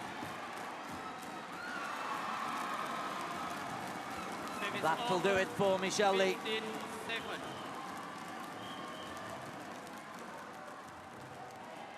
Valiant effort, as always, from Kirsty Gilmore.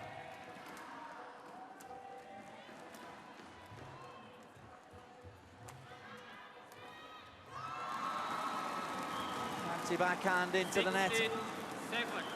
This is actually going to be quite a good size margin of victory for the Blitzers to get themselves their first tie point. Over.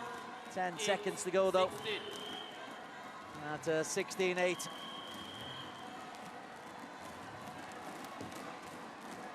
This is the last point, and it is won appropriately by Michelle Lee for a 17-8. 3-1 victory. Nicely played into the corner. Match won by Blitzers. 3-1. We were all level at 1 apiece, but then Michelle Lee was able to just buy a little bit of time for herself in the second with a 13-9 third game. And now she's put in a comprehensive 17-8 game. Lee off to a strong start in 3 of the 4 games. She wins the point. Coming up next, Jonathan Christie versus Anthony Ginting, an all-Malaysia clash in the men's singles as the Blitzers carry on taking on the Hurricanes. But for now, let's go down to get some post-reaction from the victorious Michelle Lee, representing the Blitzers. Congratulations, Michelle. A key win for your team, the Blitzers, right there. Obviously, yesterday you had another tough match which you came on, which unfortunately you lost, but today you won. What was the difference between your performance yesterday and today? Did you change anything? I think yesterday I kind of let the nerves get to me, and I cheered a little too hard, and I think that kind of affected my preparation. And she was very aggressive yesterday, and I wasn't ready for it. So today I made sure I did the right preparation, and I cheered for my teammates on the inside, but I couldn't be here before the match. It's too exciting. So you didn't join Lai Pei-Jing with the dance moves over there? I always enjoy it. It's always the best. You can just watch it, don't participate. I asked Mia Blichfeld in the earlier session this question because obviously Victor Axelsen mentioned something about the drift. We can see it's quite far moving that way. So that's obviously a difficult part to control the game, but you've mentioned that the timed format is also hard to control. Which one for you is the most difficult? I think the time format, because we have to adjust to the draft, but at the same time we also have to rush the points, so it kind of makes the timing a little bit off, because you want to go fast, but at the same time you can't go too fast because the wind is kind of coming at you. So I think the time really bothers my, I guess, rhythm. Okay, but you're clearly getting more used to it, and that showed in your victory today. Congratulations. You want to say something quickly to the fans and the thousands watching at home? I just want to say I'm really loving being here, and this is my first BXL, and it's been the best experience so far, and thank you everyone for the support, and go Blitzers! Go Blitzers, yeah. Well done. Go Blitzers indeed. They are not in the final yet, but they are looking good. That really helps them, having been mauled in the first game by 3-1. Isfahami, Ramadanti and Godseway getting the 3 points for the Hurricanes. Important Michelle Lee comes back. Now then, Jonathan Christie representing the Blitzers versus Anthony Ginting is coming up next. And then what is probably going to be deciding this whole competition, that final 3 versus 3 to decide who goes into the final. Find out who it is in just a few minutes' time. You're watching Badminton XL from Jakarta.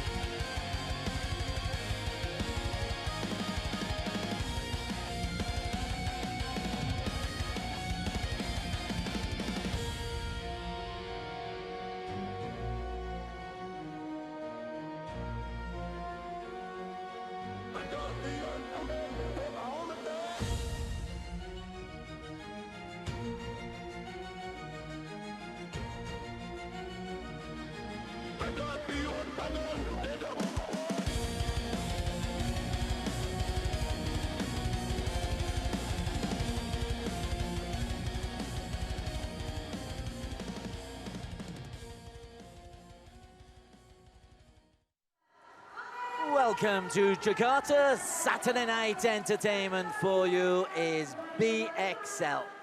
It is not quite exhibition badminton because there's too much money at stake and too much pride for the respective teams. The Blitzers versus the Hurricanes are the two teams in action tonight, but an all-Indonesian clash. Representing the Blitzers will be Jonathan Christie, and he's up against Anthony Ginting. And it's important for both because the Blitzers, the defending champions, looking to make their way into the final. They've just had a win with Michelle Lee in the women's singles, but the Hurricanes, represented by Anthony Ginting, they lead in the overall tie. Ben Beckman alongside me in the commentary box for today. And that was interesting to hear your analysis with Michelle, and they still worry about the time factor here, don't they? Yeah, they certainly do. I think 'cause it's just so different to what they're used to. Obviously, like I said, the drift is something that is in all venues, but no tournament plays the time format apart from BXL. Okay, the time is now for Jonathan Christie. For Indonesia, not quite sure who the crowd will be, whose side the crowd will be on here. Will it be Ginting or will it be Christie? I think it will split on which fans are behind which team. They're They're both hugely popular here in Indonesia and all around the world. Anthony Ginting, West Java, 28 years of age, world rank number 6, has been as high as number 2 in the world.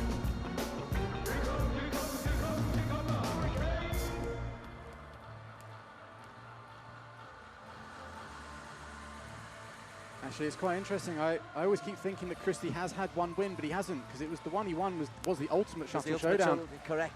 Yeah, they're both 0 for 2 in front of their home fans. This is Jonathan Christie in the green, 28 years of age, ranking number 6, 7 World Tour titles.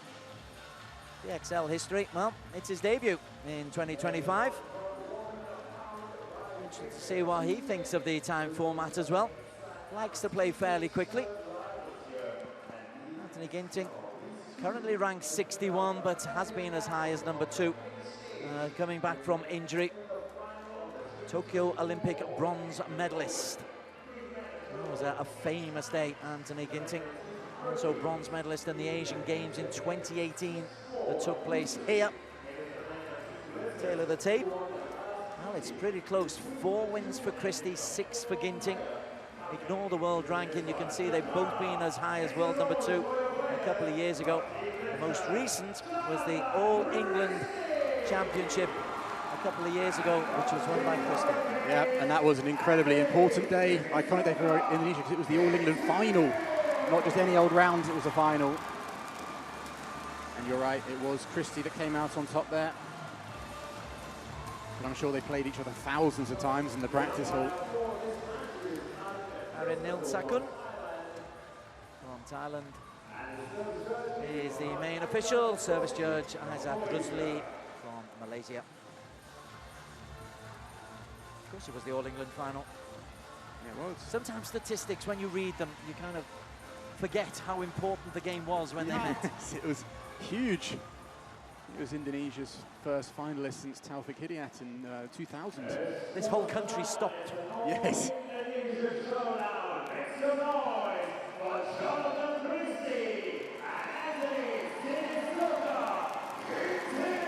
That is why these two are so popular. They're not just fantastic players, but they've achieved some really good results.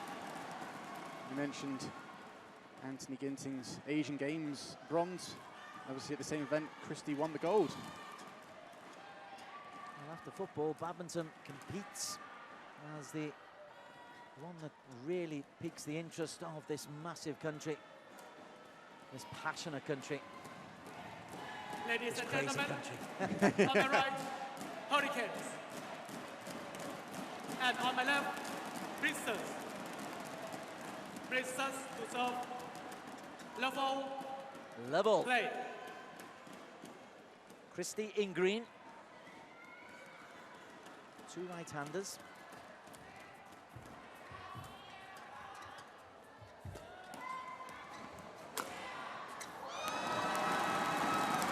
Nice way to start, Jonathan. No.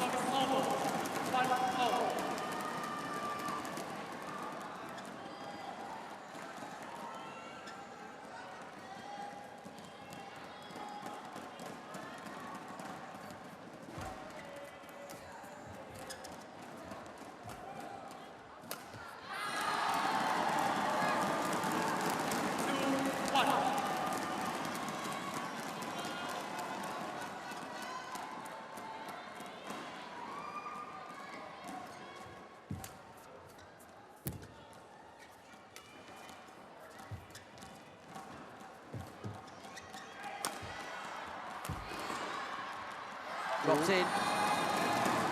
Just long, been pulled long. Ooh, gosh. It was close. I think the drift might have just carried it.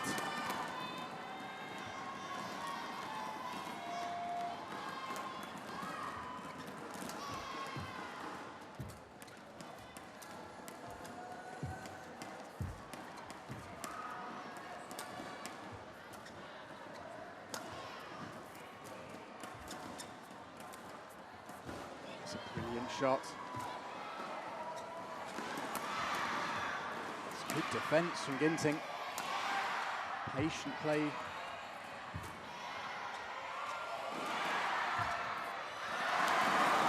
It's a good rally.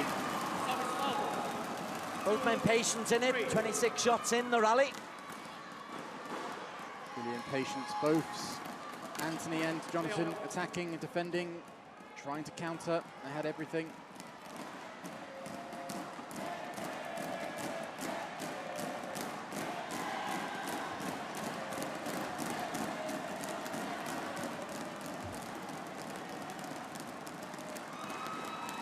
It's wide. Nicely settled at 3-all, early skirmishes. As you say, they know each other so well. Yep, they certainly do. They've been playing together, training together. I know recently that has changed now. Christie has moved away from the national centre to go independent, but they spent many years training together, probably sharing a hotel room as well. They probably know each other inside out.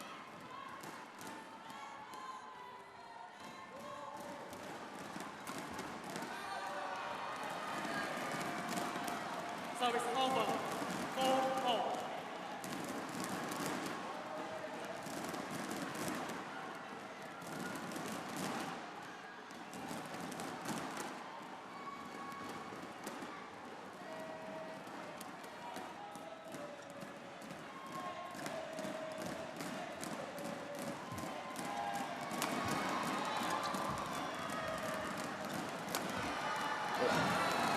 That's a beautiful smash down the line from Anthony Ginting.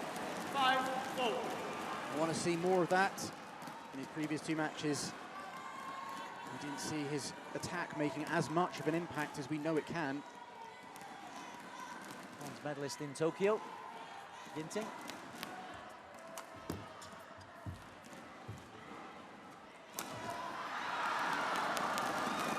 What's quite interesting to me, Des, is when they're playing the front court, there's a lot of pushes that are deep, but also down the centre. I think both players are acutely aware of how good they are from the front of the court, how sharp.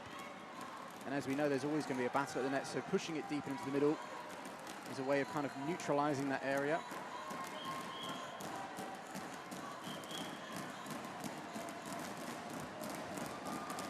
There's one again, there's another. Good attacking play from Johnson Christie there.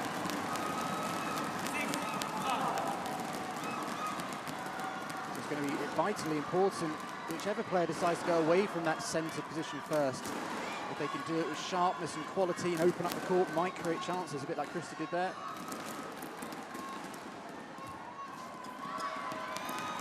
Slightly tentative at the net. 2-point lead for the Blitzers, and now the clock comes into play.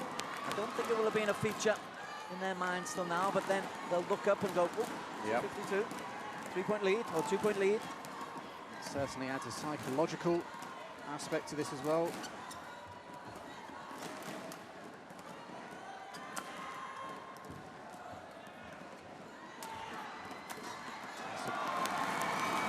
Wonderful smash. It was a little short from Ginting, but the quality of Christie's attack here down the line. Move. Full use of the shoulder. 3-point lead now for the Blitzers.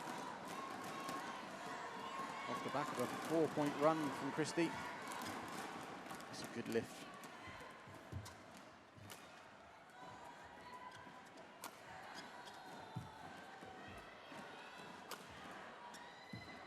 There's the centre block again.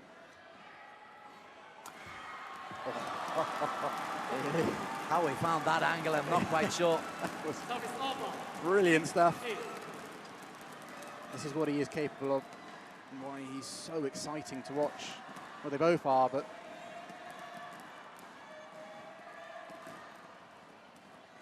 I think the deciding factor is going to be who can get in those positions more and do the most with them. We've seen Christie hit a few, Ginting responding. Well, that's interesting. Ginting not in any hurry, but he's trailing by 2. There's just been a mop on the floor, and he's changed the shuttle, so that's It's 25, 30 seconds between points. So maybe he's sacrificing the opportunity just to kind of calm himself, reset. Clearly didn't work. It didn't work. Nope. I think we might see another mopper here. That's the thing, in singles compared to the 3-3s, we will see more diving like that, which obviously inevitably means that they slide across the court, putting sweat on the court, which means we need the moppers. Which again has bought 20 seconds for Jonathan Christie. He's on serve, he wins this point, and he's in a fine position. That's a good shot.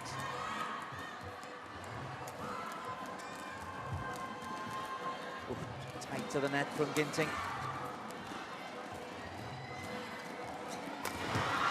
Ooh. Why did he go for the winner there? It was a good lift from Anthony Ginting. It's not even close to going over. That's pretty much middle of the net. I'm still a little uncertain of whether the drift on that end, because it will pull the shuttle slightly forward. That's why it's just throwing the player's rhythm ever so slightly, because you don't often see players miss it by that much from a pretty strong position as well. So we're into the pressure points.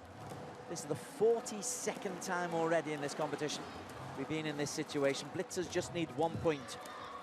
Hurricanes, Ginting needs 3 in a row. Here's probably one of them. Wow.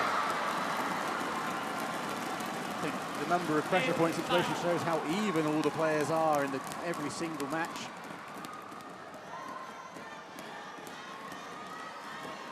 Still has to win another 2 points, but what it does do, it gives the player who's behind by quite some way in the set, gives him a chance to claw back.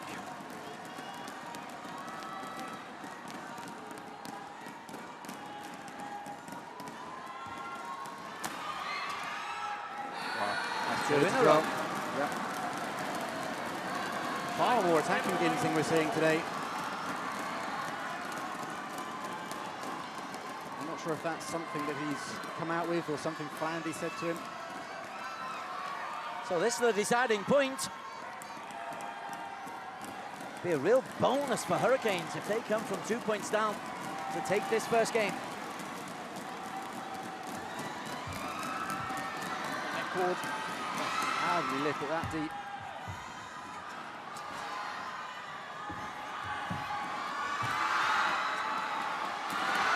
He's missed it.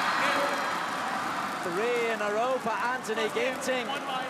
His team are celebrating. He goes, phew, that was a bit fortunate.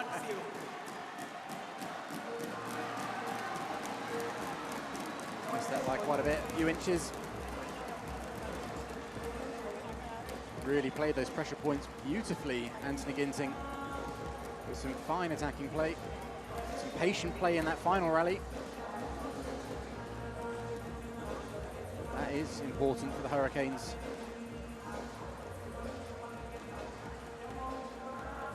Again, just to reiterate, the team in gold must win. They must win the tie. At the moment, they are leading 3-1. They must also win the tie by 3 games, or by 2 games and a huge number of points. The point isn't going to happen because they're already adrift on points in this particular tie. So they need to win by 3 games. At the moment, they trail in games. No, they lead in games 5-4. So Anthony's going to need to pull out a 4-0.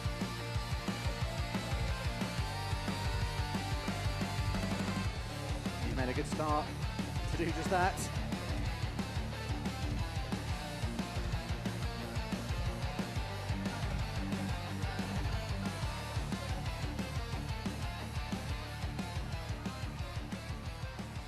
Got out to jail, though, Anthony Ginting. Jonathan Christie gave him the key. Time. Friends. Second game. Level. No such thing when you're out on court. Indeed. Ben Beckman analysing for us. Coach, former Thomas Hub player. Enjoying what the BXL is bringing to badminton.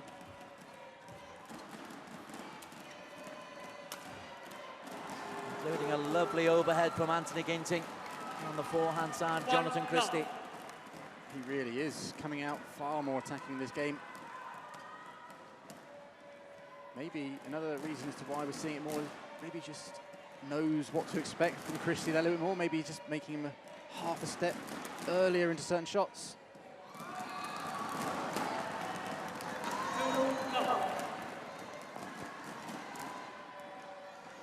Oh, Christie's the local boy. He's the Jakarta lad.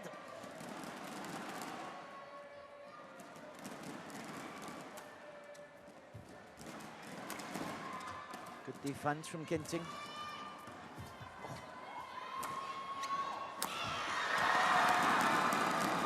Broken string there. He really went for that one, Anthony Ginting. Coming off the racket incredibly quickly.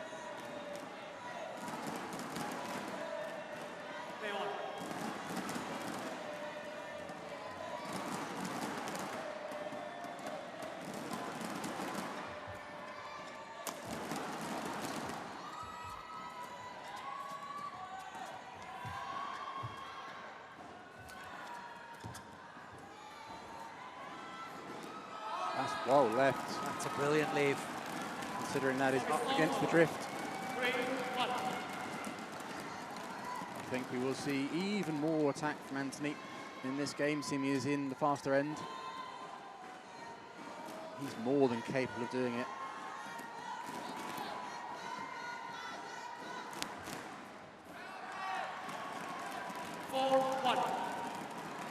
Four-one. Well, off the back of those 3 points in a row at the end of the first set, 7 of the last 8 points have gone to Anthony Ginting.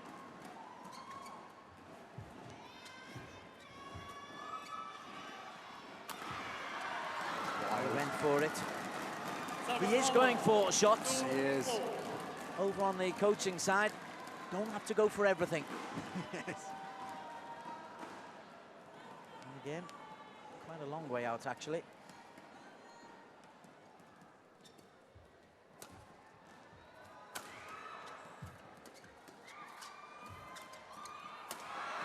So quick. And the same coach who told him to settle down on the shot before applauds him for exactly the same shot. Make sense of that, please. 5-2 though. It's a good run. 8 of the last 10 points have gone to the Hurricanes, have gone to the gold and brown. That's another good put away, and another broken string. 6-2. Christie's return wasn't very good. He's looking a bit unsettled in the returner serve. We saw a shot back to the net, into the net. That one was very short. That's a sign that he's a bit tense in his forearm. I think he's feeling the pressure of this situation. Well, he's had 10 situations before, and here as well. He was involved in the ultimate shuttle showdown. This one is for a space in the spot in the final. And he was talking about in his interview at Media Day about how he's excited and honoured to join the reigning champions. Maybe he's feeling the pressure to help them get back there again.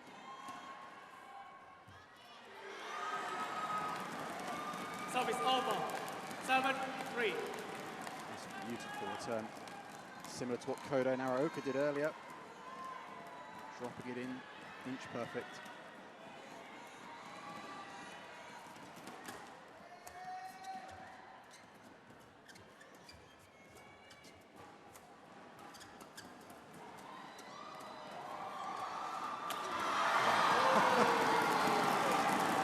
That was doubles-esque. It was.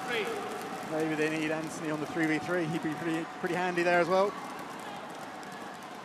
One leap and bang.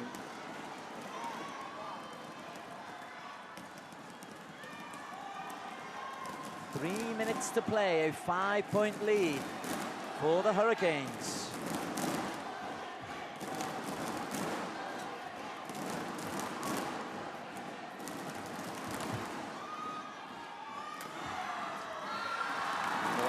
Attacking play. 9-3.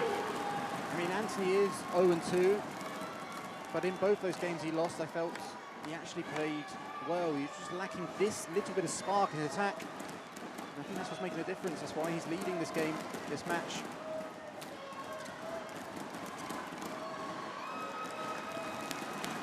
I'm not sure if having a larger crowd in, a bit more energy in the arena. Yes, yes. You can feel it. Yep.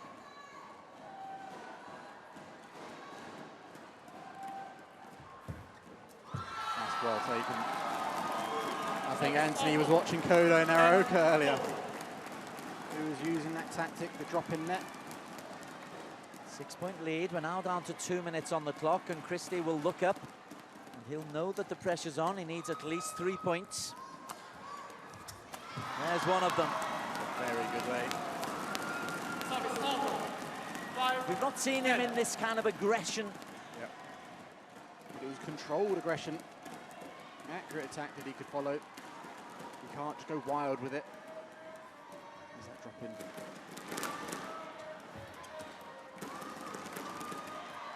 in. Ooh, 2 in a row. That puts a different complexion on things.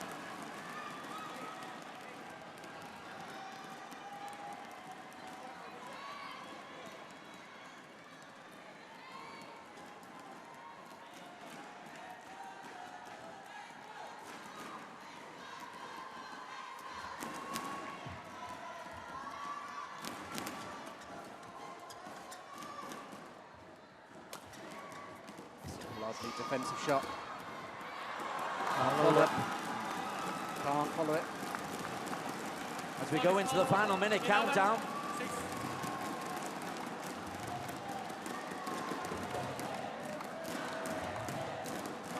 Seems to be a change of mind from Christie. I would agree.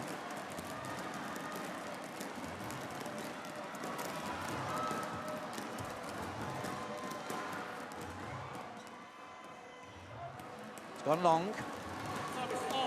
7-11. Christie needs this to force a pressure point. This is an effective game point for Anthony Ginting.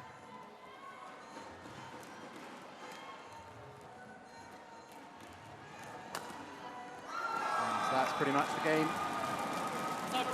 Walk around, possibly change the shuttle, take his time. It doesn't matter even if he was to play another rally. They both know it. 12-7. Second game won by 2-0 lead. Wow. 12-7. Hurricane leads by 2-0. Is becalming Jonathan Christie here. That was a very well-played game of badminton by Anthony Ginting. He was composed, played the front court brilliantly, and attacked equally as brilliantly. Very effective, very efficient.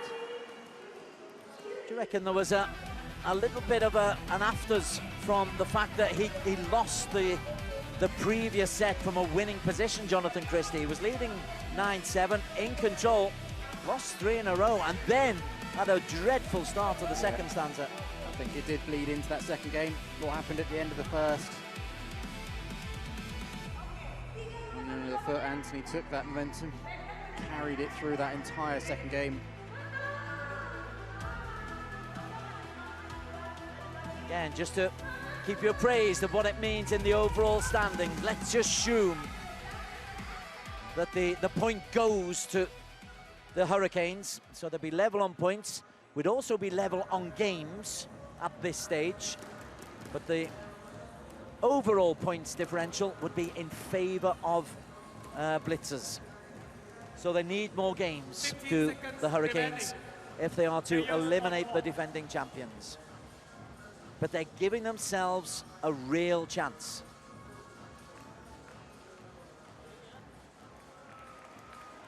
It's going to be a test of character now for Jonathan Christie. Third game. To see how he can come back in this third game.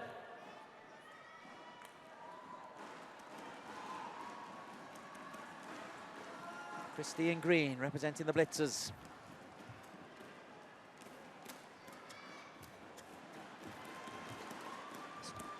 Unfortunate for Anthony, actually. He pushed forward. Over. 1-0. Christie defended very well there.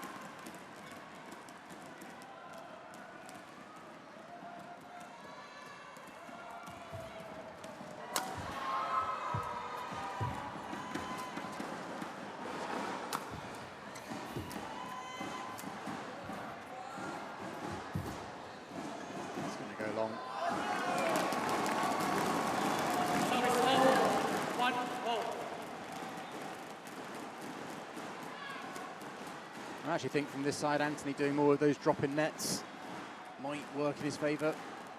Because then Christie, his only options are either back tight spin or the lift. And one of those is very difficult, and the other, Anthony's more likely going to be looking for it. Oh! Late call. The assumption there that the drifter take it out. I think Anthony was right to play it though. You can see here, that's going to drop well within the back line. Little grin of acknowledgement. Don't be so silly, Anthony.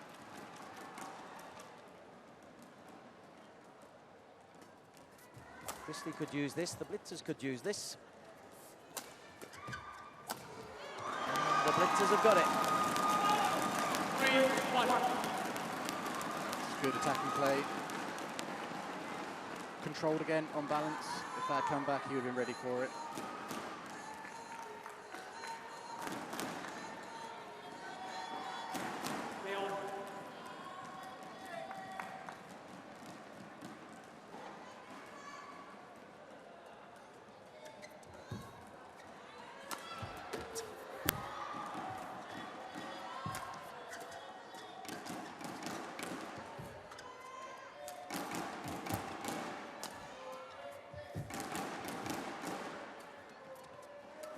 Reminiscent of the first game.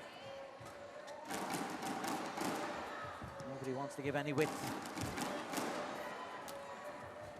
Both are asking so many questions of each other.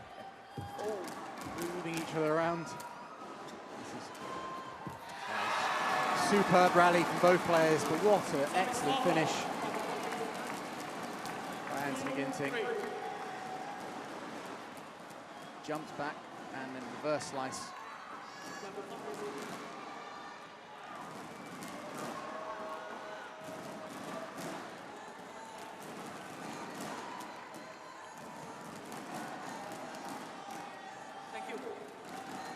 Those kind of shots from this end of the court are a little bit more effective because Anthony has the ability to be able to get up and hit a punch clear using the back of the court.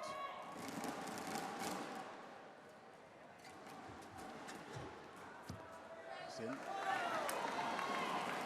3-4.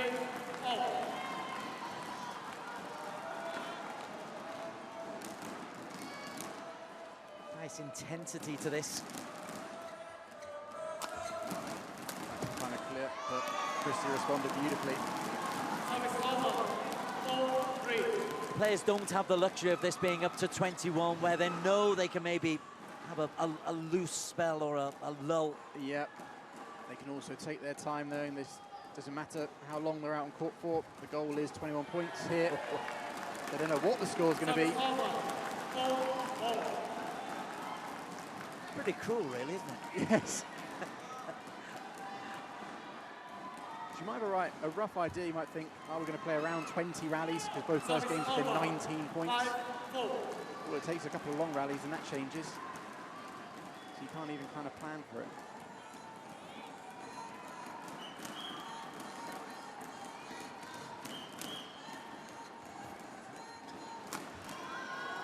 Good. That one.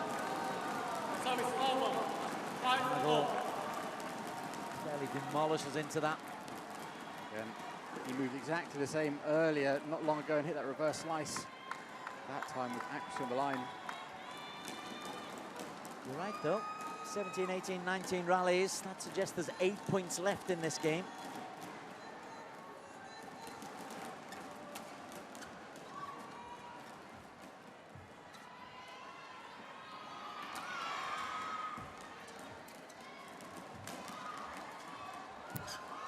Nice reach. Ooh, a little slip. Sim. Ooh. 6-5. Christie just trying to wipe the heel of his shoe. You always worry. It's not much of a movement, but you can pull something. You can do all kinds of damage. Because your weight distribution is not where it really should be.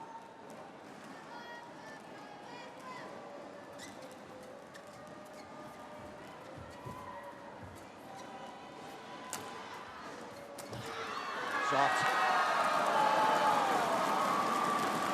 Ginting was wise to where that kill was going to go. He's going to go at him. I think he kind of read the situation well there. 4 or 5 points left in this game, if your prediction is right, and Anthony Ginting is close to a 3-love, particularly now.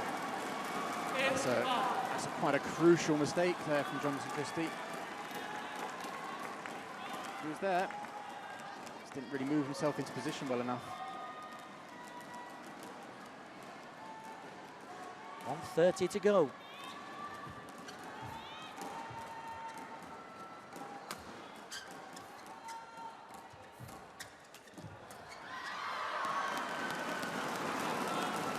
Good play.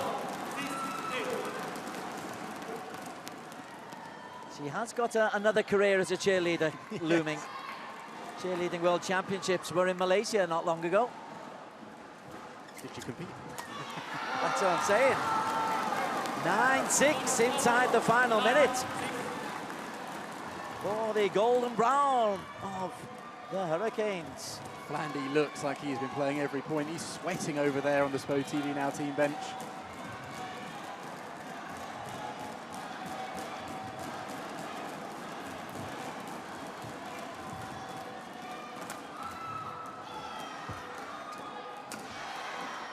Ginting's working very hard here. He's eager to win this point.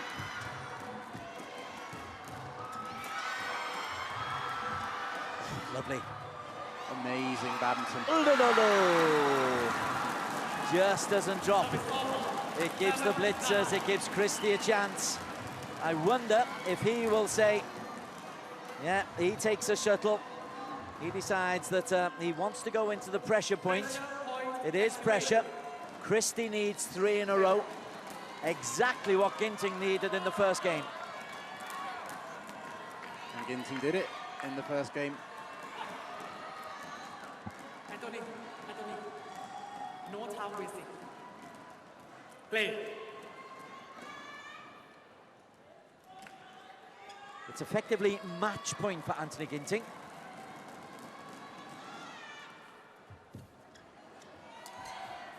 It's an excellent shot, and he's going to finish this.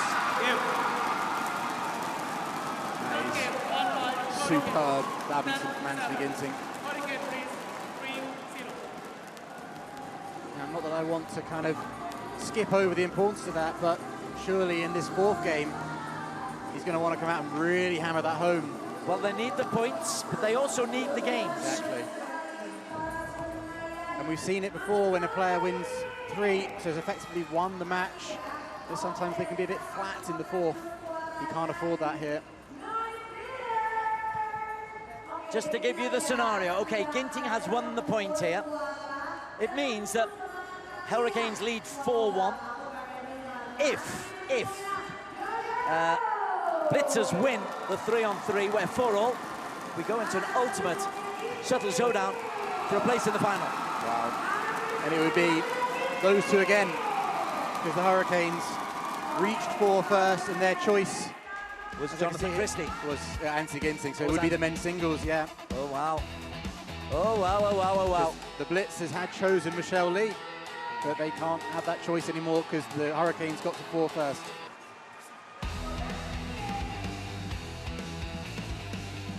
However, if you remember rightly, last time, the Ultimate Shuttle Showdown, Christie lost the main match but won the Ultimate Shuttle Showdown, so just because he lost here doesn't mean that he can't help his team later on if needs be.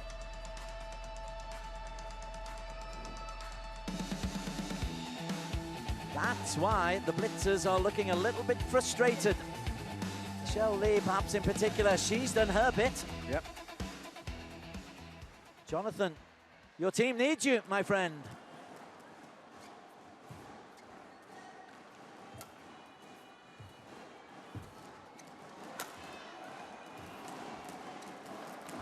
Ginting is still motivated. Yeah, very much so. He's moving just as fast. That is both of them. Fabulous net rally.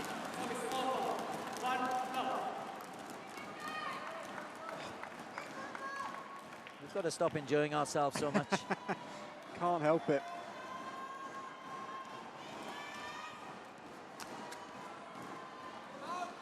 Spot left. He's in a really good playing mood today, Anthony Ginting. The best he's been all week by far.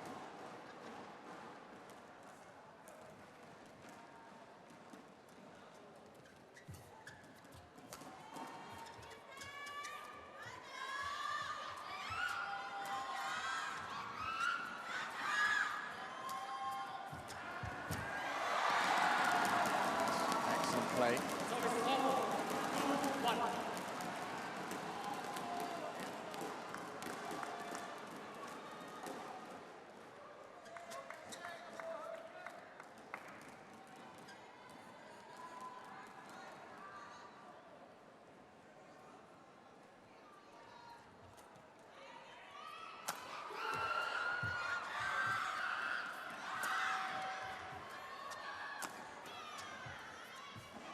Oh.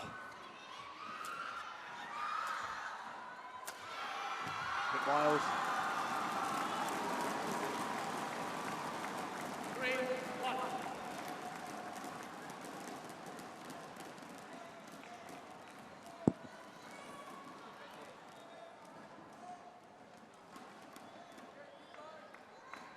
Thank you.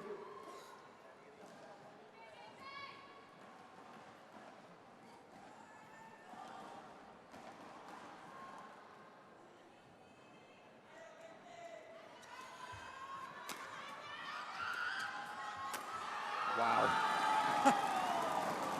Service over. 2-3.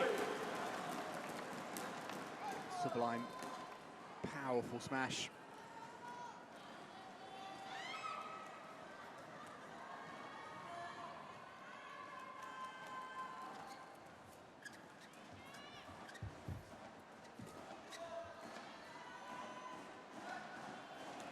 It's clear to me that both these players have been briefed by their captains to the importance of every game.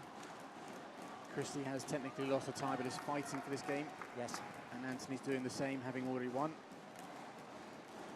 They are aware that it's not over, that this game could have an impact on the overall tie.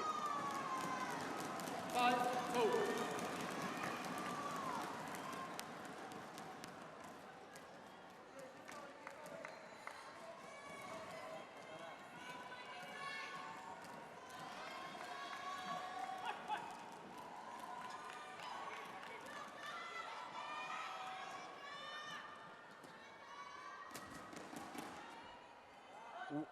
Good leave in the end. 6-2. 6-2.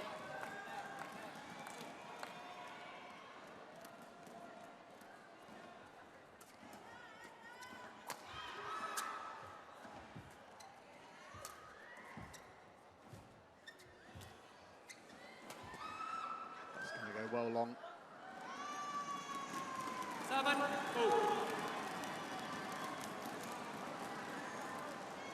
This is an important game, you know. It really is. Because at the moment, in games advantage, Hurricanes lead by 2. But a win for Christie puts them level. Wow. Going into the last match. You can see, I know Setiwan must know it's important. He's actually drifted from the team bench, be right next to the court, right by Christie. In a power stance.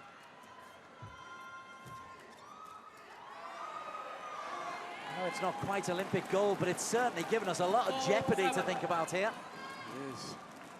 Every point counts. That's the purpose of BXL.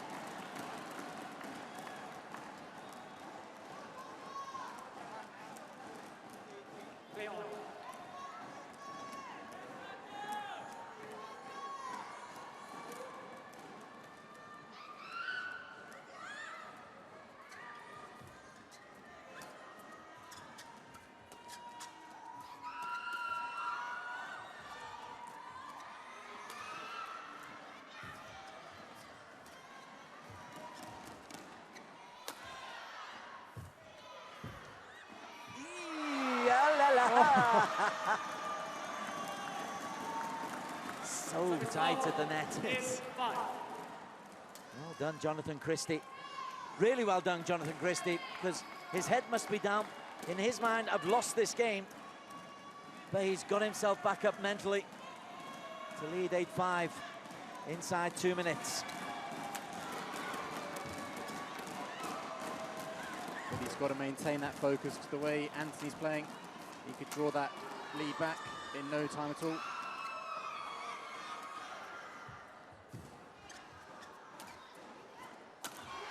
Oh.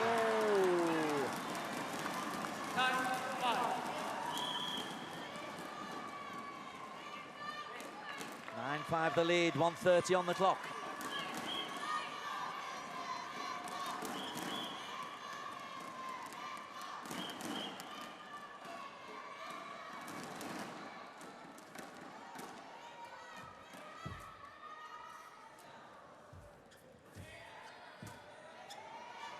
Short.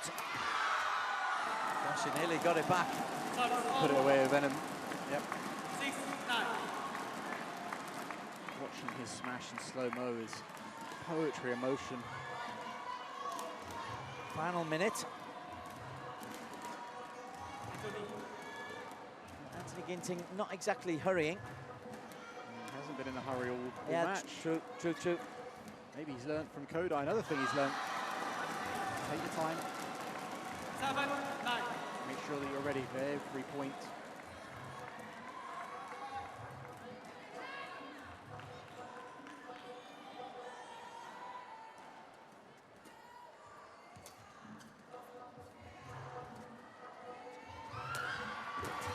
Fabulous smash. Well picked up. No. Wow. Oh, no. That's not bad, huh? No, not bad at all. Their net exchanges. Christie's getting the better of them. But they are exciting to watch. There should be no coaching here. Or even a drinks break. They should be straight on, shouldn't they? But the pressure point is going on. This is pressure point number 44.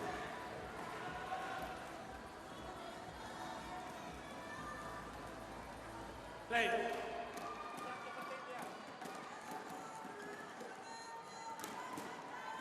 Blitzers the favourite because Hurricanes need to win 4 in a row. Hurricanes needed to win 3 in a row, Ginting, earlier on. But the tape comes to the rescue of Jonathan Christie. What that means is we're level on games.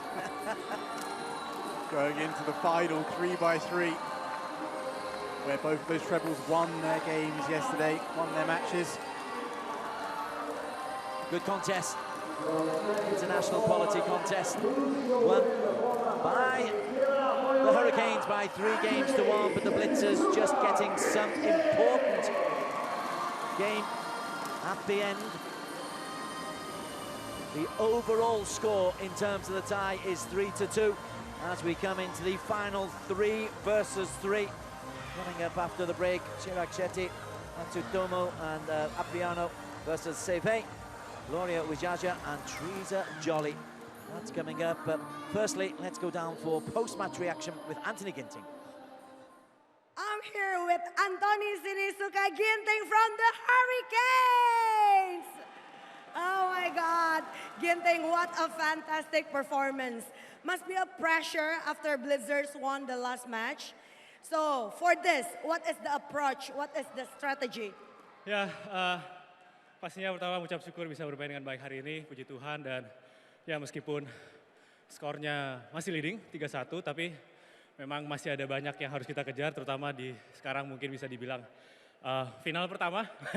Semoga besok final. Yes, so, you're optimist? Harus. Okay, so do you want to say something for your team? Ya, pastinya ucapkan terima kasih banyak untuk supportnya selalu dan perjuangan kita selama beberapa hari kemarin dan hari ini. Pastinya juga yaitu salah satu semangat buat saya bisa bermain dengan baik hari ini. Yay! Thank you so much and congratulations! Well, he's got a bit of PR to do, but I think he's a bit premature in saying, I'll see you in the final. Yeah. We do not know that yet. No, I think he said it with a cheeky smile. Exuding confidence. He said they must be positive. It is so tight, so tight. We are dead level on games. Blitzers winning Michelle Lee in the women's singles. Anthony Ginting here, a 3-1 lead in the men's singles earlier on in the first 3x3. Isfahani, Ramadanti and Kutsewe taking the victory. Now it's down to these three. If the Hurricanes win, well, they've got a chance of making the final, but they need to have more games. We're level on games.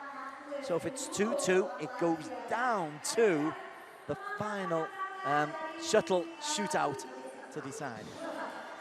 So the Hurricanes, if they win 3-1, they're through. If the Hurricanes win 3-1, they're through. And if it's 2-2, and then they win the shuttle showdown, they go through. They go. So they basically, it's the winner of this. The winner of this goes through.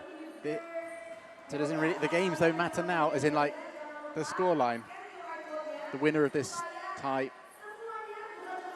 couldn't have scripted it better. Sorry, we were discussing. I've got to go to a break. We're coming back in a short while with the 3v3.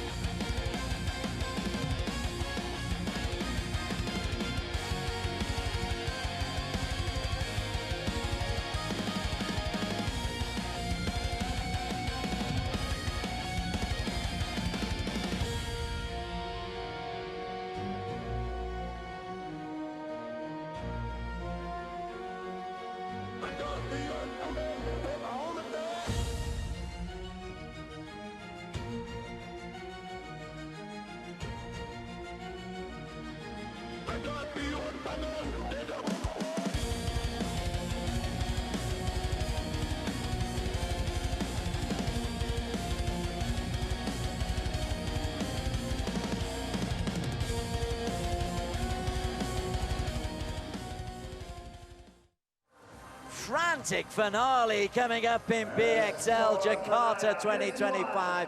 Blitzers versus Hurricanes. The winner goes to the final. Hurricanes have come back from nowhere. If they get themselves the victory here, they will upset the defending champion Blitzers, but the Blitzers will have plenty to say about that. Three coming onto the court. Mizaki Matsutomo, the Japanese former Olympic champion.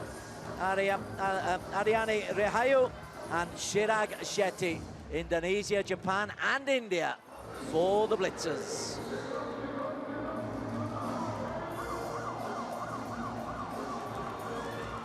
The Hurricanes, the sirens are on for Gosewe of Malaysia, for Gloria Wijaja and Teresa Jolly. These teams are 2-0 in their 3 versus 3 competitions. So the Hurricanes must believe they can make it to the final. They certainly must do. Especially yesterday, they had a great win, playing incredibly well. So let's start with the Blitzers. Ariani Rahayu, 27 years of age, world ranking number 71 at the moment, Olympic gold medalist in the 2020 Tokyo Olympics. Alongside her, she's got the diminutive Mizaki Matsutomo, who was Olympic gold medalist back in Rio. Seems so long ago, played in the BXL last year, but she still contributes despite being tiny. And alongside her, Chirag Shetty, who towers over Mitsutomo. And he's probably the key man. Yeah, he certainly is. He was key when he came on in the earlier match. And obviously in this one, he does both duties at the front and then sometimes at the back. On the opposite side of the net. Let's have a look at Teresa Jolly, 22 years of age. She's nearest the net for us. World doubles number 12 at the moment, a couple of World Tour titles. Hasn't had a lot of court time. No, but every time she has, she's always made an impact. She's done really well, done her job well in this 3v3. Experience of Gloria Wajaja. She'll need all this experience here and BXL history as well. Yeah, she's going to be the front court player for this team for sure. So her serving and her front player are going to be key. And the go-to man, Gosei Fei, he was the difference in the earlier 3 versus 3, 2 men and 1 woman. Yep. On opposite sides, he's men's doubles world number 3, world titles galore, can handle pressure, is a terrific leader. Saiful Bakri for this one. Assisted by Mohammed Iqbal, who's the service judge. And the organisers must be chuffed to bits with how this is landed. They must be. You couldn't have asked for a better end to the group stage of this competition, to this tie. This is a repeat of last year's final as well. So there's that element to this storyline as well. Ladies and gentlemen, on the right, Hurricanes. Golden Brown, the Hurricanes, the Green Blitzers. Who's your money on, Ben? Call it. I'm going to go for the Blitzers. I'm not going to sit on the fence this time. You have no romance in your heart, my friend, none. I just think the way that they've been playing in general, they haven't had the best of starts in either of their 2 starting other games, other matches, but that doesn't matter. If you start slow, it's how you finish, and they finish brilliantly. What's going on?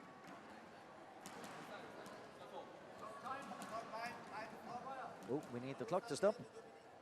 I don't know what's going on here. I think the umpire's pad, scoring pad, isn't operating. Teresa Jolly making an impact early. Parallel girl, being as high as number 9 in women's doubles.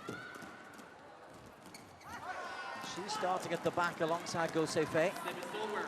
Now, what I am quite interested to see is, I think in this 3v3 last time, in the last match, Gloria was substituted for Ramadanti really quickly. I think it was in the first game. I wonder whether Flandy will make that change again.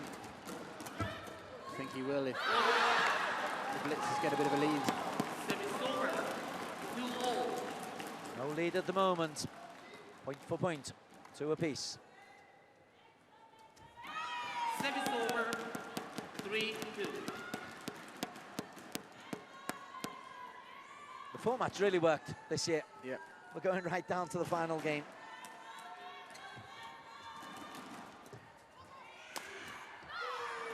Service over, 3-0.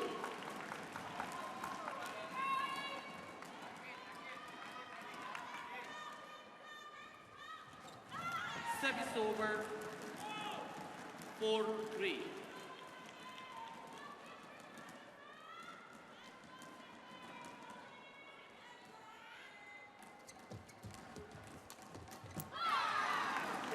As to be expected, it's a tetchy start from all 6 players.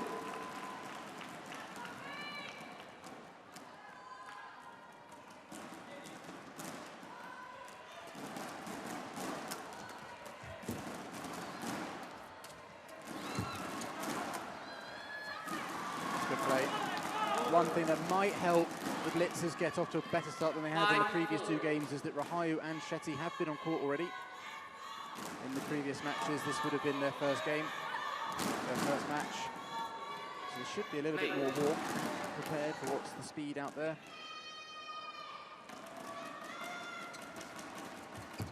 That's really well played. That's a sign that they've been figuring their communication out, because I think yesterday Shetty and Matsutomo clashed a couple of times. That time Matsutomo got well out of the way, left it for Shetty to do. Shetty again. 7-4. You're right in the right at the beginning, saying he is the man that makes the difference. Yep. He's got got a huge wingspan. Look how wide his stance is there behind Rahayu.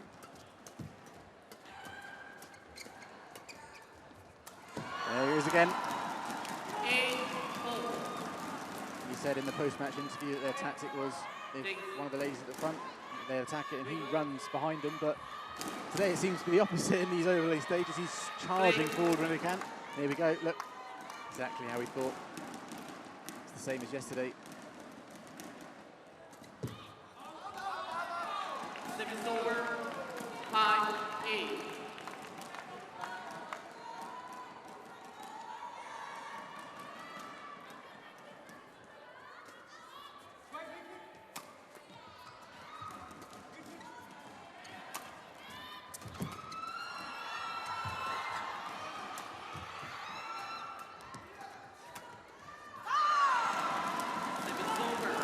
Started off very positively. He has. Chirag Shetty surrounded. I'll tell you one thing that it's been really a joy to watch is Rahayu, actually, because for a number of years, I think, since she reached the world final 2 years ago, she's been struggling with many injuries, namely her calf. She's moving around like she's having no problem whatsoever. That's really good to see. 7-9. Thanks.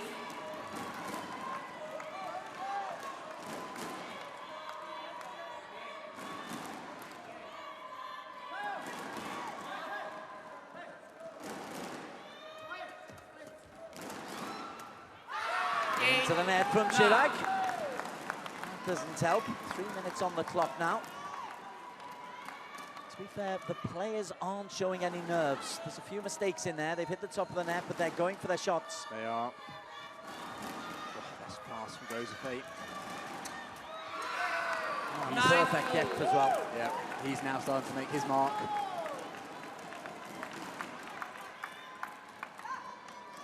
As is the case in these 3v3s with 2 females, 1 male. What the man can bring to the court.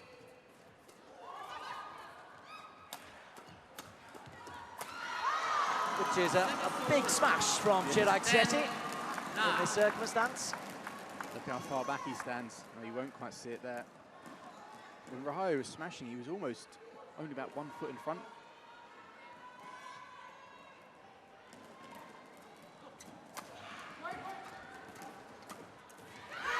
Service over, 10-all.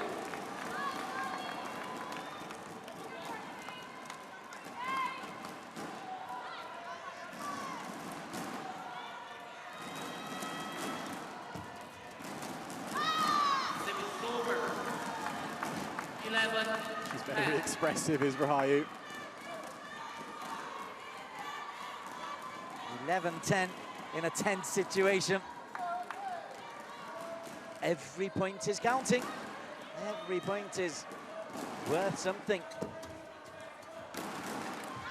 Every point's worth quite a few $1,000s to each of these players. Yeah. Difference between making the final and not making the final.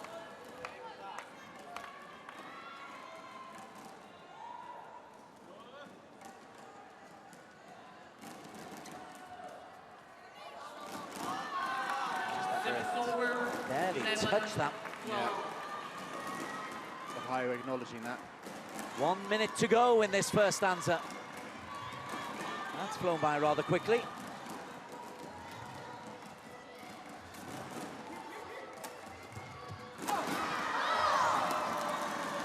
Service over, 13-11.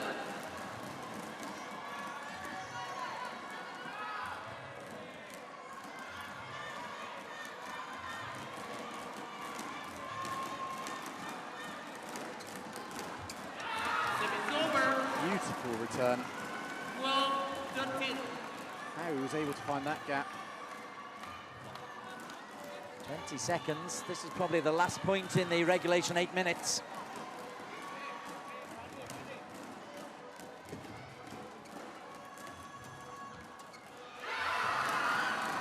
Huge for the Hurricanes. We're going to have a deciding point on the first game. Hi, yeah. Present point activated. And it's a deciding point, pressure point.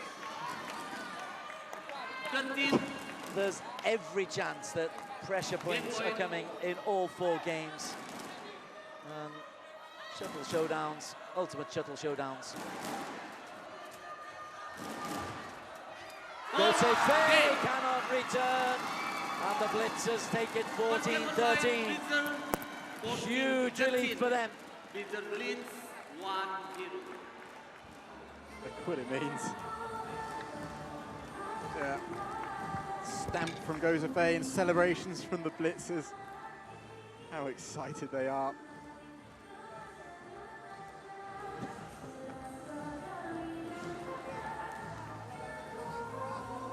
You rarely see them celebrate that much after 1 game in a regular tournament. Indeed, indeed. That's what it brings to the table. Blitzers take it 14-13. And as a consequence, take the narrowest of leads.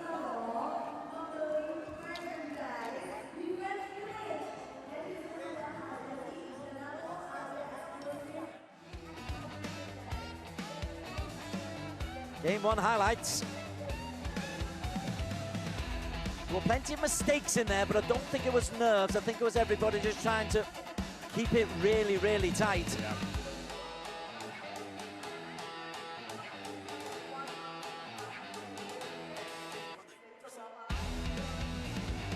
Chirag Shetty keeping his calm right at the very end.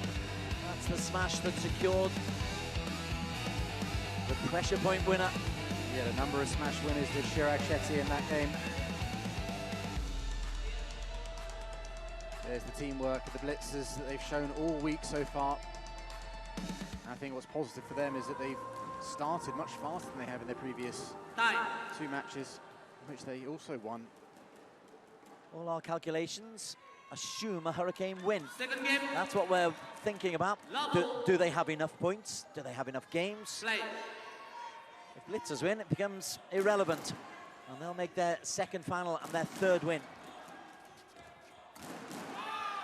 Fei gets the first point on the board for the Golden Browns of the Hurricanes.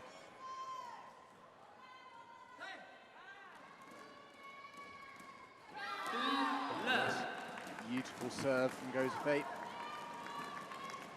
Tumbled it, clipped the net cord, and on the line, the trifecta of a perfect low serve. Oh. And it's the first time those 2 have got each other's way in this game, in this match. Oh, did Shetty land? Oh, stepped on her foot. Look, stepped on Rahayu's. He's a big lad as well, Yeah, doesn't he? that might hurt, that might hurt. Good leave. Well, his footwork was a lot better in avoiding the shuttlecock. That's clearly more important. Body is expendable. Oh, great play by Matsutomo. And also equally by Teresa Jolly. Yeah. Teresa Jolly's not going to be one of those players that you're going to see exuberant shots, but she does what she needs to do so well. She does her role beautifully. You can't get away with those kind of lifts from that side of the court.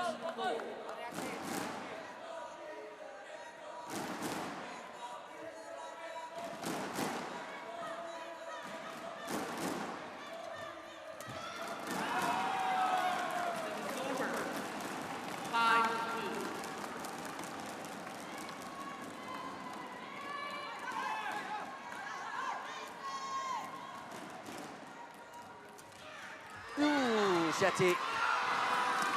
I'm assuming he put that in. Can't see. Yeah, he's put that in. No mercy. Yes. These are fearsome sights as go in the air. 6-2 Hurricanes.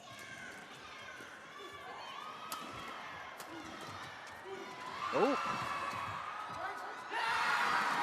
Deliberate or not, effective it is. Deliberate, coach? Yes. You're a generous man.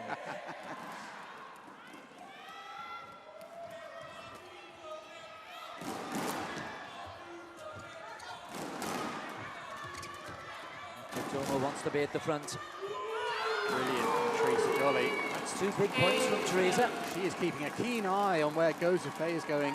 If he shifts slightly to the left, she shifts slightly to the right. You won't see it on this replay. And she is just moving into space. 9-2. Oh, that's how quick Shetty is forward. That hit the net and rolled over, yet he still touched it.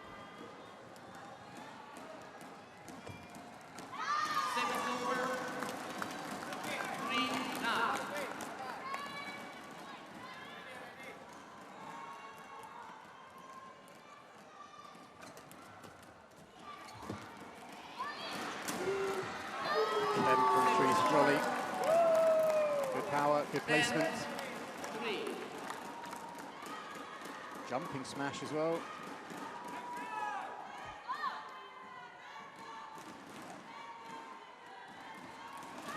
Second over. 4-10. Midway through, Hurricanes leading by 6. Well, they'd like that to be the score at the end.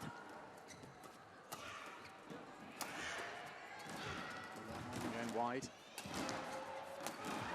That's definitely going long. 5-10.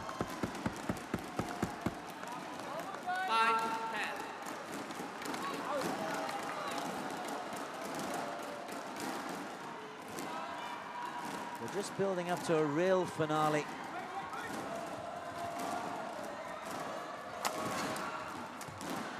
Hayu's all over the court. So Shetty. 6-10.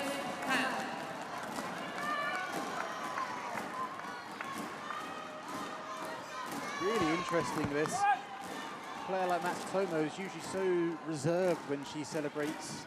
And she is giving it some in this match.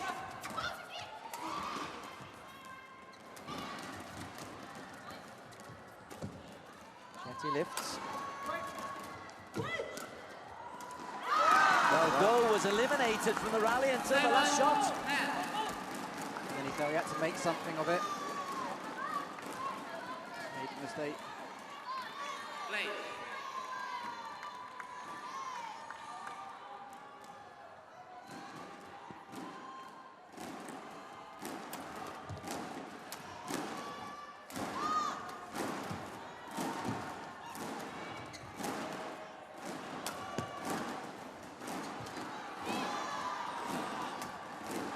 Wow. Teresa Jolly once again. Yep. 6, 11, 7. She didn't shut off. She saw that Raho might get that one back.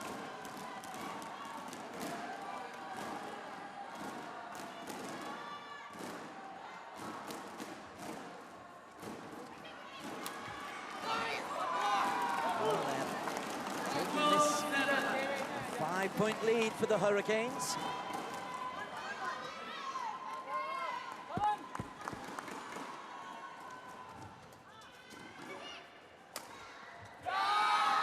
Good placement of the smash from Hansi there. 7.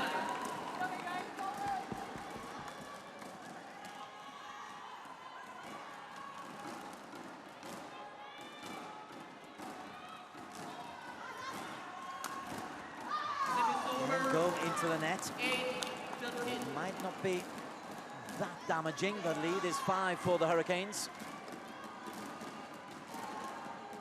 who trail by again, looking to win it back. Just remember, if Hurricanes win this tie, they go through to the final. Yes. If the Blitzers win this tie, we go to an ultimate super showdown. And the winner of that. And the winner of that goes through. 8. That's why I said the Blitzers will win, because I want to see that. I want to see that. I'm sure all the neutral fans want to see that.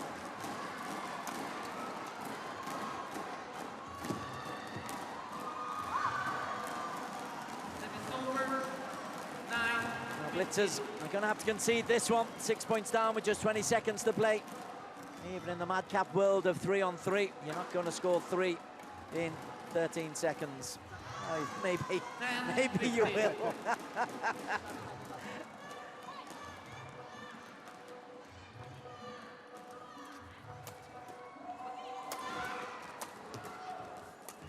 Well, the time is up. But they're still fighting for it. And Shetty wins the point, but the Hurricanes take it 15-11. I wouldn't be surprised if they actually weren't really aware of the score there, the Blitzers. They're just so focused on what they need to do. I think Shetty was. I don't think he realised the game was over.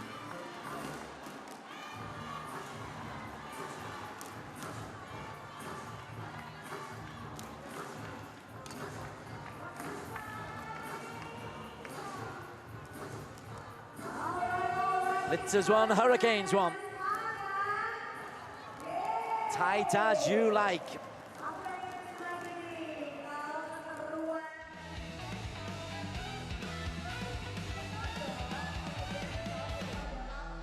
Again, amidst all the mathematics, it's still basic badminton. You've got to win the points in front of you. You've got to serve well, you've got to keep it tight. You can't afford to injure your same team. I'm surprised we haven't seen more of those collisions. Yeah, we've seen a few racket collisions, but I thought, yeah, we'd see more of them bumping into each other. But I mean, they are world-class players. They're acutely aware of where each other are, and they can quickly adapt. Just like they've adapted to all the different tactics and approaches that we've seen throughout this week. For me, that has been the highlight of this event. Really. Not because it's just frantic and fast, but how we got to see how these players actually approach a 3-3 and how many different ways you can do it.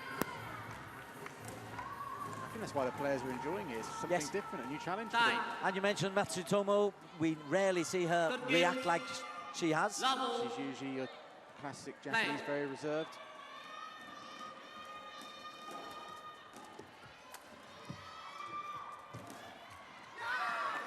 That's a great shot from Gozape. This battle between the two men.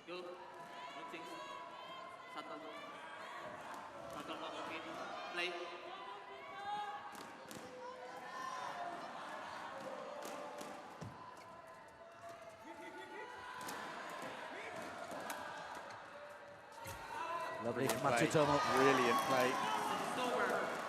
How she cushioned that so gently. Again, she's a little bit like the Teresa Jolly character of the Blitzers. Bullied into the front of the court there. Yes, something slightly different here. Shetty serving with a little bit more mixed action.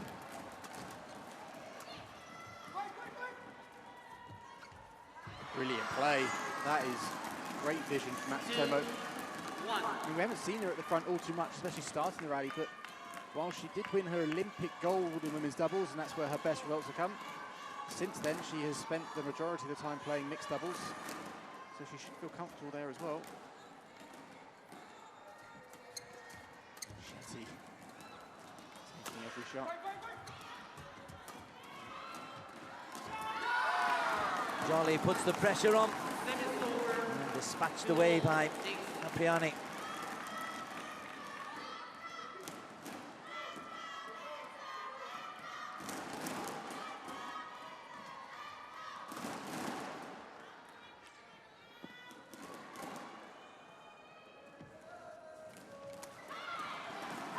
Oh.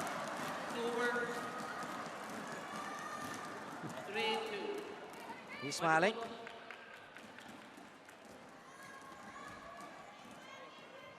Shetty's. Nope. Oh. I think he's shot by his own player. A bit melodramatic as well, his reaction.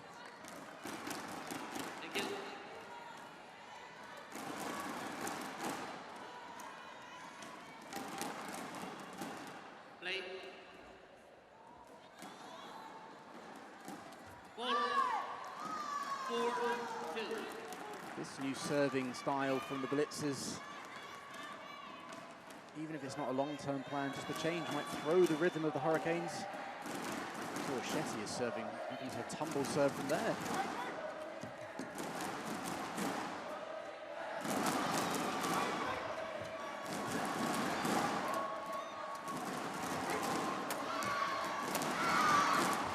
Matsutomo's going to be careful. He's going to get a head taken off by Shetty. Dramatic. Teresa Jolly deserves so much credit in that rally. For the Hurricanes, for the Golden Brown.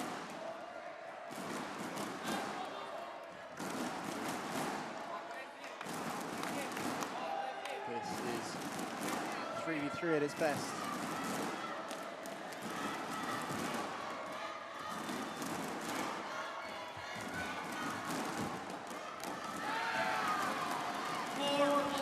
Overall, it's another tight set.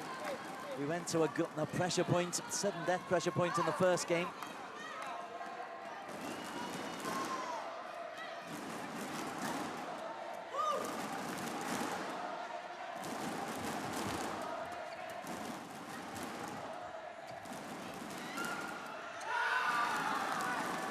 Oseway does the business. Well, Hurricanes, remember, lost on day one to the Rockets. Put them on the back foot. A good victory yesterday against the Lightning, where their 3x3 teams are the ones who excelled.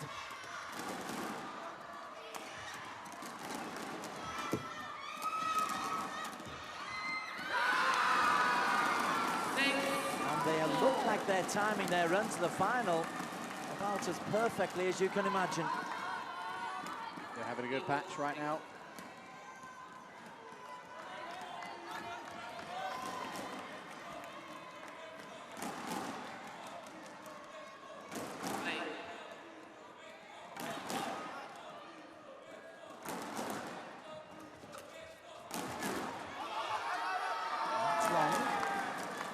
Left in this third game. 7-4. How many points have they won in a row now? It's been a few. From 4-3, so 4 in a row. I say it was important for the Blitzers to stop that run. Over 5-7.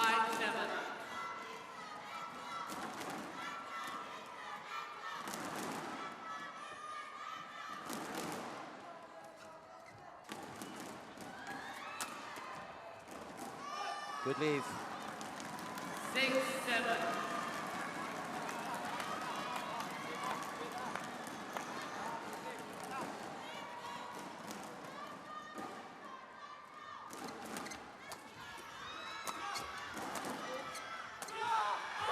Now you can defend against Teresa Jolly. You can't defend against Goseve. Not from there. All three members making a contribution. That's excellent attacking play.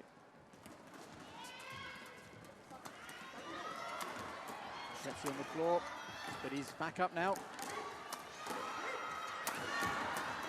Wow. Wow. Why don't you put a couple of press-ups in there while you're down there, son? He probably could have.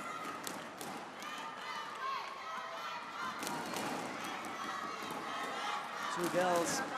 Just like, yep, you take it. Yes. Oh, it creeps over the net. It's the dive of Matsutomo. 9-7 Hurricanes. Just over a minute to play. Mind if the Hurricanes win this tie, they go through to the final. The Blitzers go out. That's why Apriani is putting some power into that smash. 8-9. Amazing jumping smash from Rahayu. Love the formation in this serve for the Blitzers.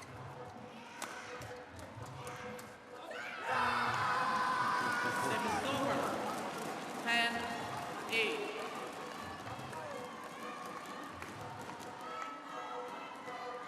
Hurricanes can take just a little bit of time, and Goseway is exactly doing that. In BXL, a bit of time is 3 seconds.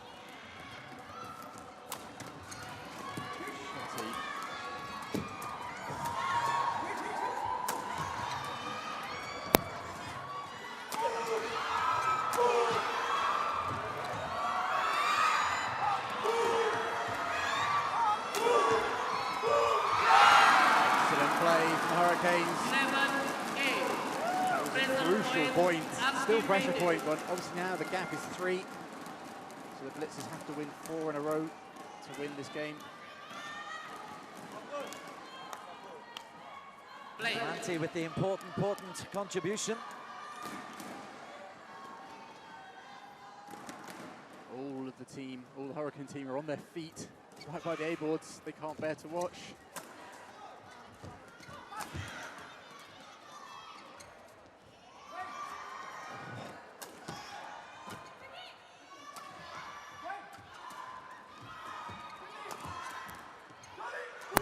That's a fantastic shot from Teresa Jolly. The reverse slice. Shot game won by Hurricane 12-8. What, to play that kind of shot under that pressure after such a fast rally shows the quality of the player and the vision and the calmness. She is fired up. She's a golly good player. Really, really good player. Well, Hurricanes, if they win this final game, they are in the final. Blitzers, if they win this final game, we go to a shuttle showdown, which if the Blitzers win, takes us to an ultimate shuttle showdown. I feel like the way this day's been going, we're heading that way. To the ultimate shuttle showdown, indeed. But the Hurricanes might spoil that. They'll want to.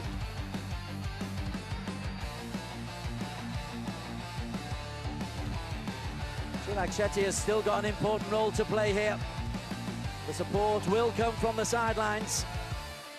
And a noisy, boisterous crowd getting involved into this. The organisers could not have scripted this better. Oh.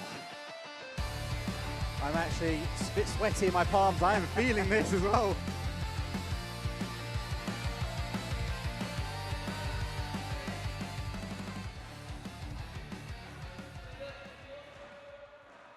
Good entertainment. The team ethic is important because everybody's involved. And look at all the Brown team. They've moved away from the SPOTV Now team bench because they want to be at the side in case their team win. Level. Nothing but a win in this game for the Blitzers will do, and they're off to a solid start. Reverting back to their old serving style with Rahayu. Oh no, wait. They're shifting, they were sticking with Shetty.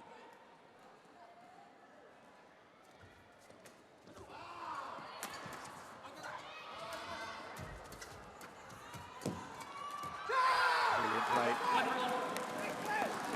Another fantastic rally. I know Gozo Fay was the one to finish it, but the work Teresa Jolly put in at the start of that rally was remarkable.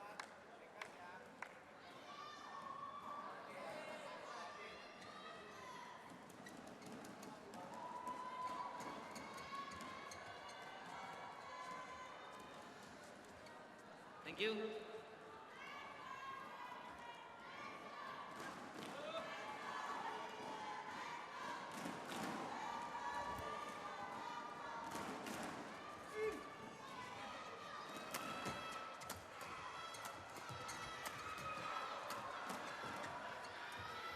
Ramadanti gets to the front. Teresa Jolly into the net. Little bit excited. Yes. It was great attacking play in the build up to that.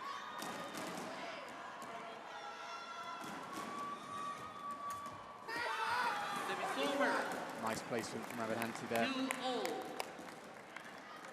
Just guides it into that space. Very steep too.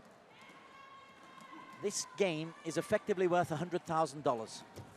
It's the difference between third place and second place prize money. That is a lot. I wonder if anyone sold them. How much is that per minute? My maths isn't that good to do it quickly. $12,000. $12,000. 3-0.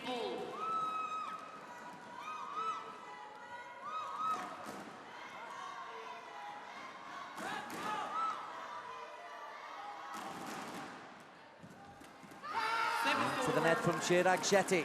4-3. There goes $4,000.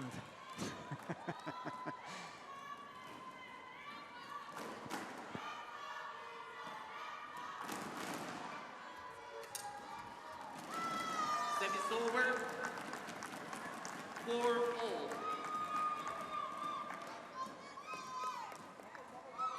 Easy put away from Chirac. A service change for the Blitzers. There'll be a flick. No. Oh, well saved from Chirac. Can't save it twice though. 5-4.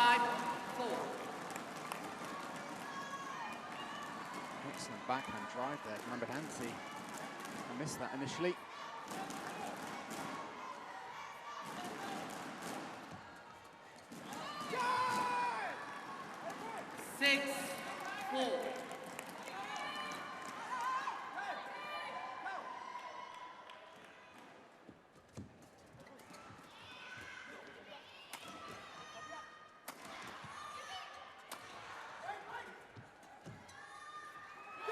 Put out.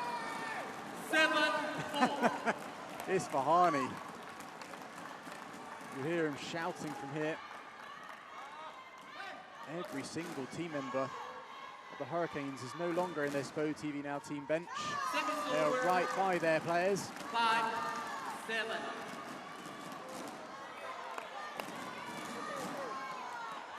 I think they're all there, ready to run onto the court if the team do win, but it's still a few minutes away from that happening. The way they're playing, it's looking like they are. They're looking good for it, the Hurricanes, aren't they? Teresa Jolly is hitting the shuttle so cleanly.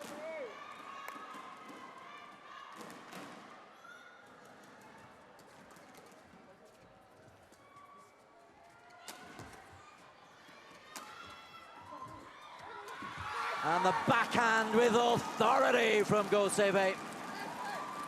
9-5. Wow. Out to spoil a party, Hurricanes. How to make a party. Matsutomo at the back.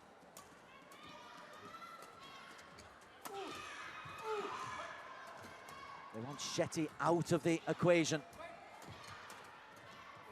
They're doing that brilliantly with these soft blocks, soft drop shots. Shetty, it's in, it's in. It could be a crucial moment of indecision from Chirag Shetty.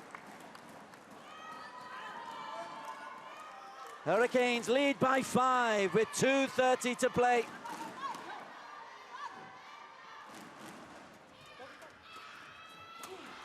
Oh, that's a 11-5. excellently placed smash by Teresa Jolly. Kind of going across Matsutomo. Just slightly around the head corner, a bit awkward for her there. 12-5. This is running away from the Blitzers. You can see it on their faces. They're 1 or 2 points away from knowing this is it. Oh, that might just give them a slight glimmer of hope.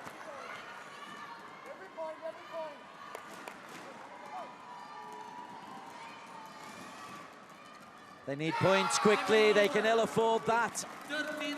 And the Blitzers are nearly there. They're nearly there.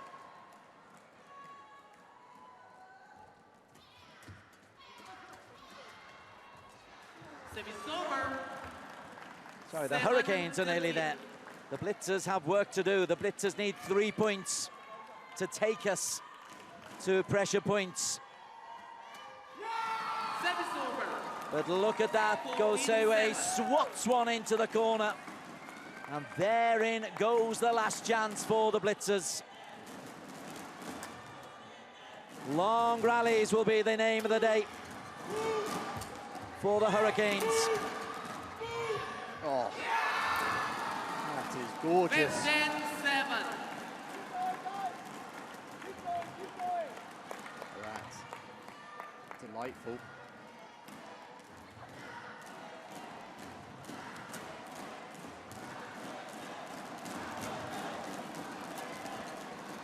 Final 30 seconds, the Blitzers are out.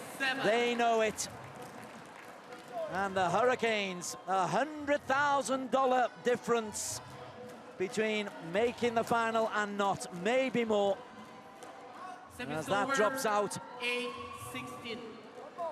But it took us to the final game of the final match of the day. Of the final match of 3 days before we could get a winner. And that winner is the Hurricanes by 17 points to 8.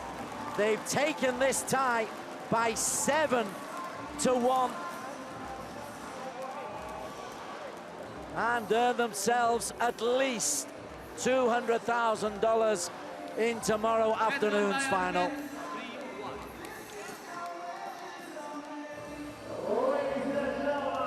Hurricanes, second win of the campaign. For the Blitzers, it's their first defeat, but it's a defeat that cost them dear. They were in it right up until the last game of the final 3 versus 3. Teresa Jolly, Ramadati, and Gosewe, they dropped to the floor. It's a big win for them. They've won it by 3-1, 13-14, 15-11, 12-8, 17-8. And now they can really, really celebrate. It's a big money earning day for the Hurricanes. For the Blitzers, well, they have lost their crown. And I think we can go down to talk with Ben and get some post-match reaction with the delighted Hurricanes. Fantastic result. Well done. Huge, huge win. Obviously, the pressure, you must have been feeling it towards those last few points. What was going through your mind as you got towards the end of that last game? I think this was a really crucial match for my team.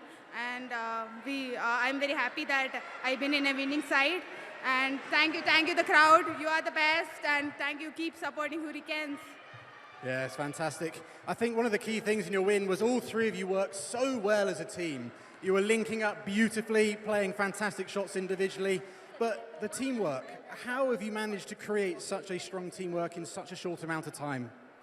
I think the team bonding was really good. I think even Siti very supportive, and yeah, go, you're the best, and thank you so much, team. Have you got anything to add? You're trying to move away from me like you don't want to answer any questions. You got anything to add? Jolly super powerful. Yes. Yeah, powerful, but also those drop shots, they were absolutely fantastic. Now, looking ahead to tomorrow, the final. Last year, the Hurricanes got the silver. You've just defeated the reigning champions. You're wearing gold. Are you going to be coming away with the gold tomorrow? I think right now I don't have any idea who is going to be playing the finals, but yeah, hope we pray for us only. You don't even know who you're playing against. It's the Rockets. So do you think you can defeat the Rockets? Are you going to beat the Rockets? Yeah, 100%. You should have more confidence. Congratulations, absolutely amazing. I'll let you get away. But before you do, please just say one last final word to the crowd. I think this tournament was really good experience for me, and obviously I need to thank the team and the crowd who supported Hurricanes, and thank you so much, guys. Keep supporting us.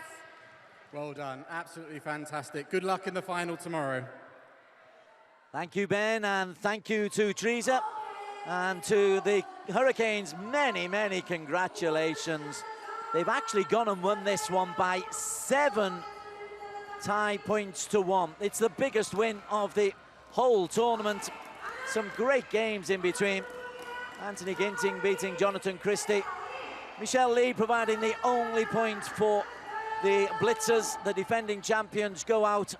It's their prowess at the 3 versus 3 that has really seen them through. So the Blitzers eliminated the Hurricanes through into the final, where they will be taking on the Rockets. It did go down to the very, very last game.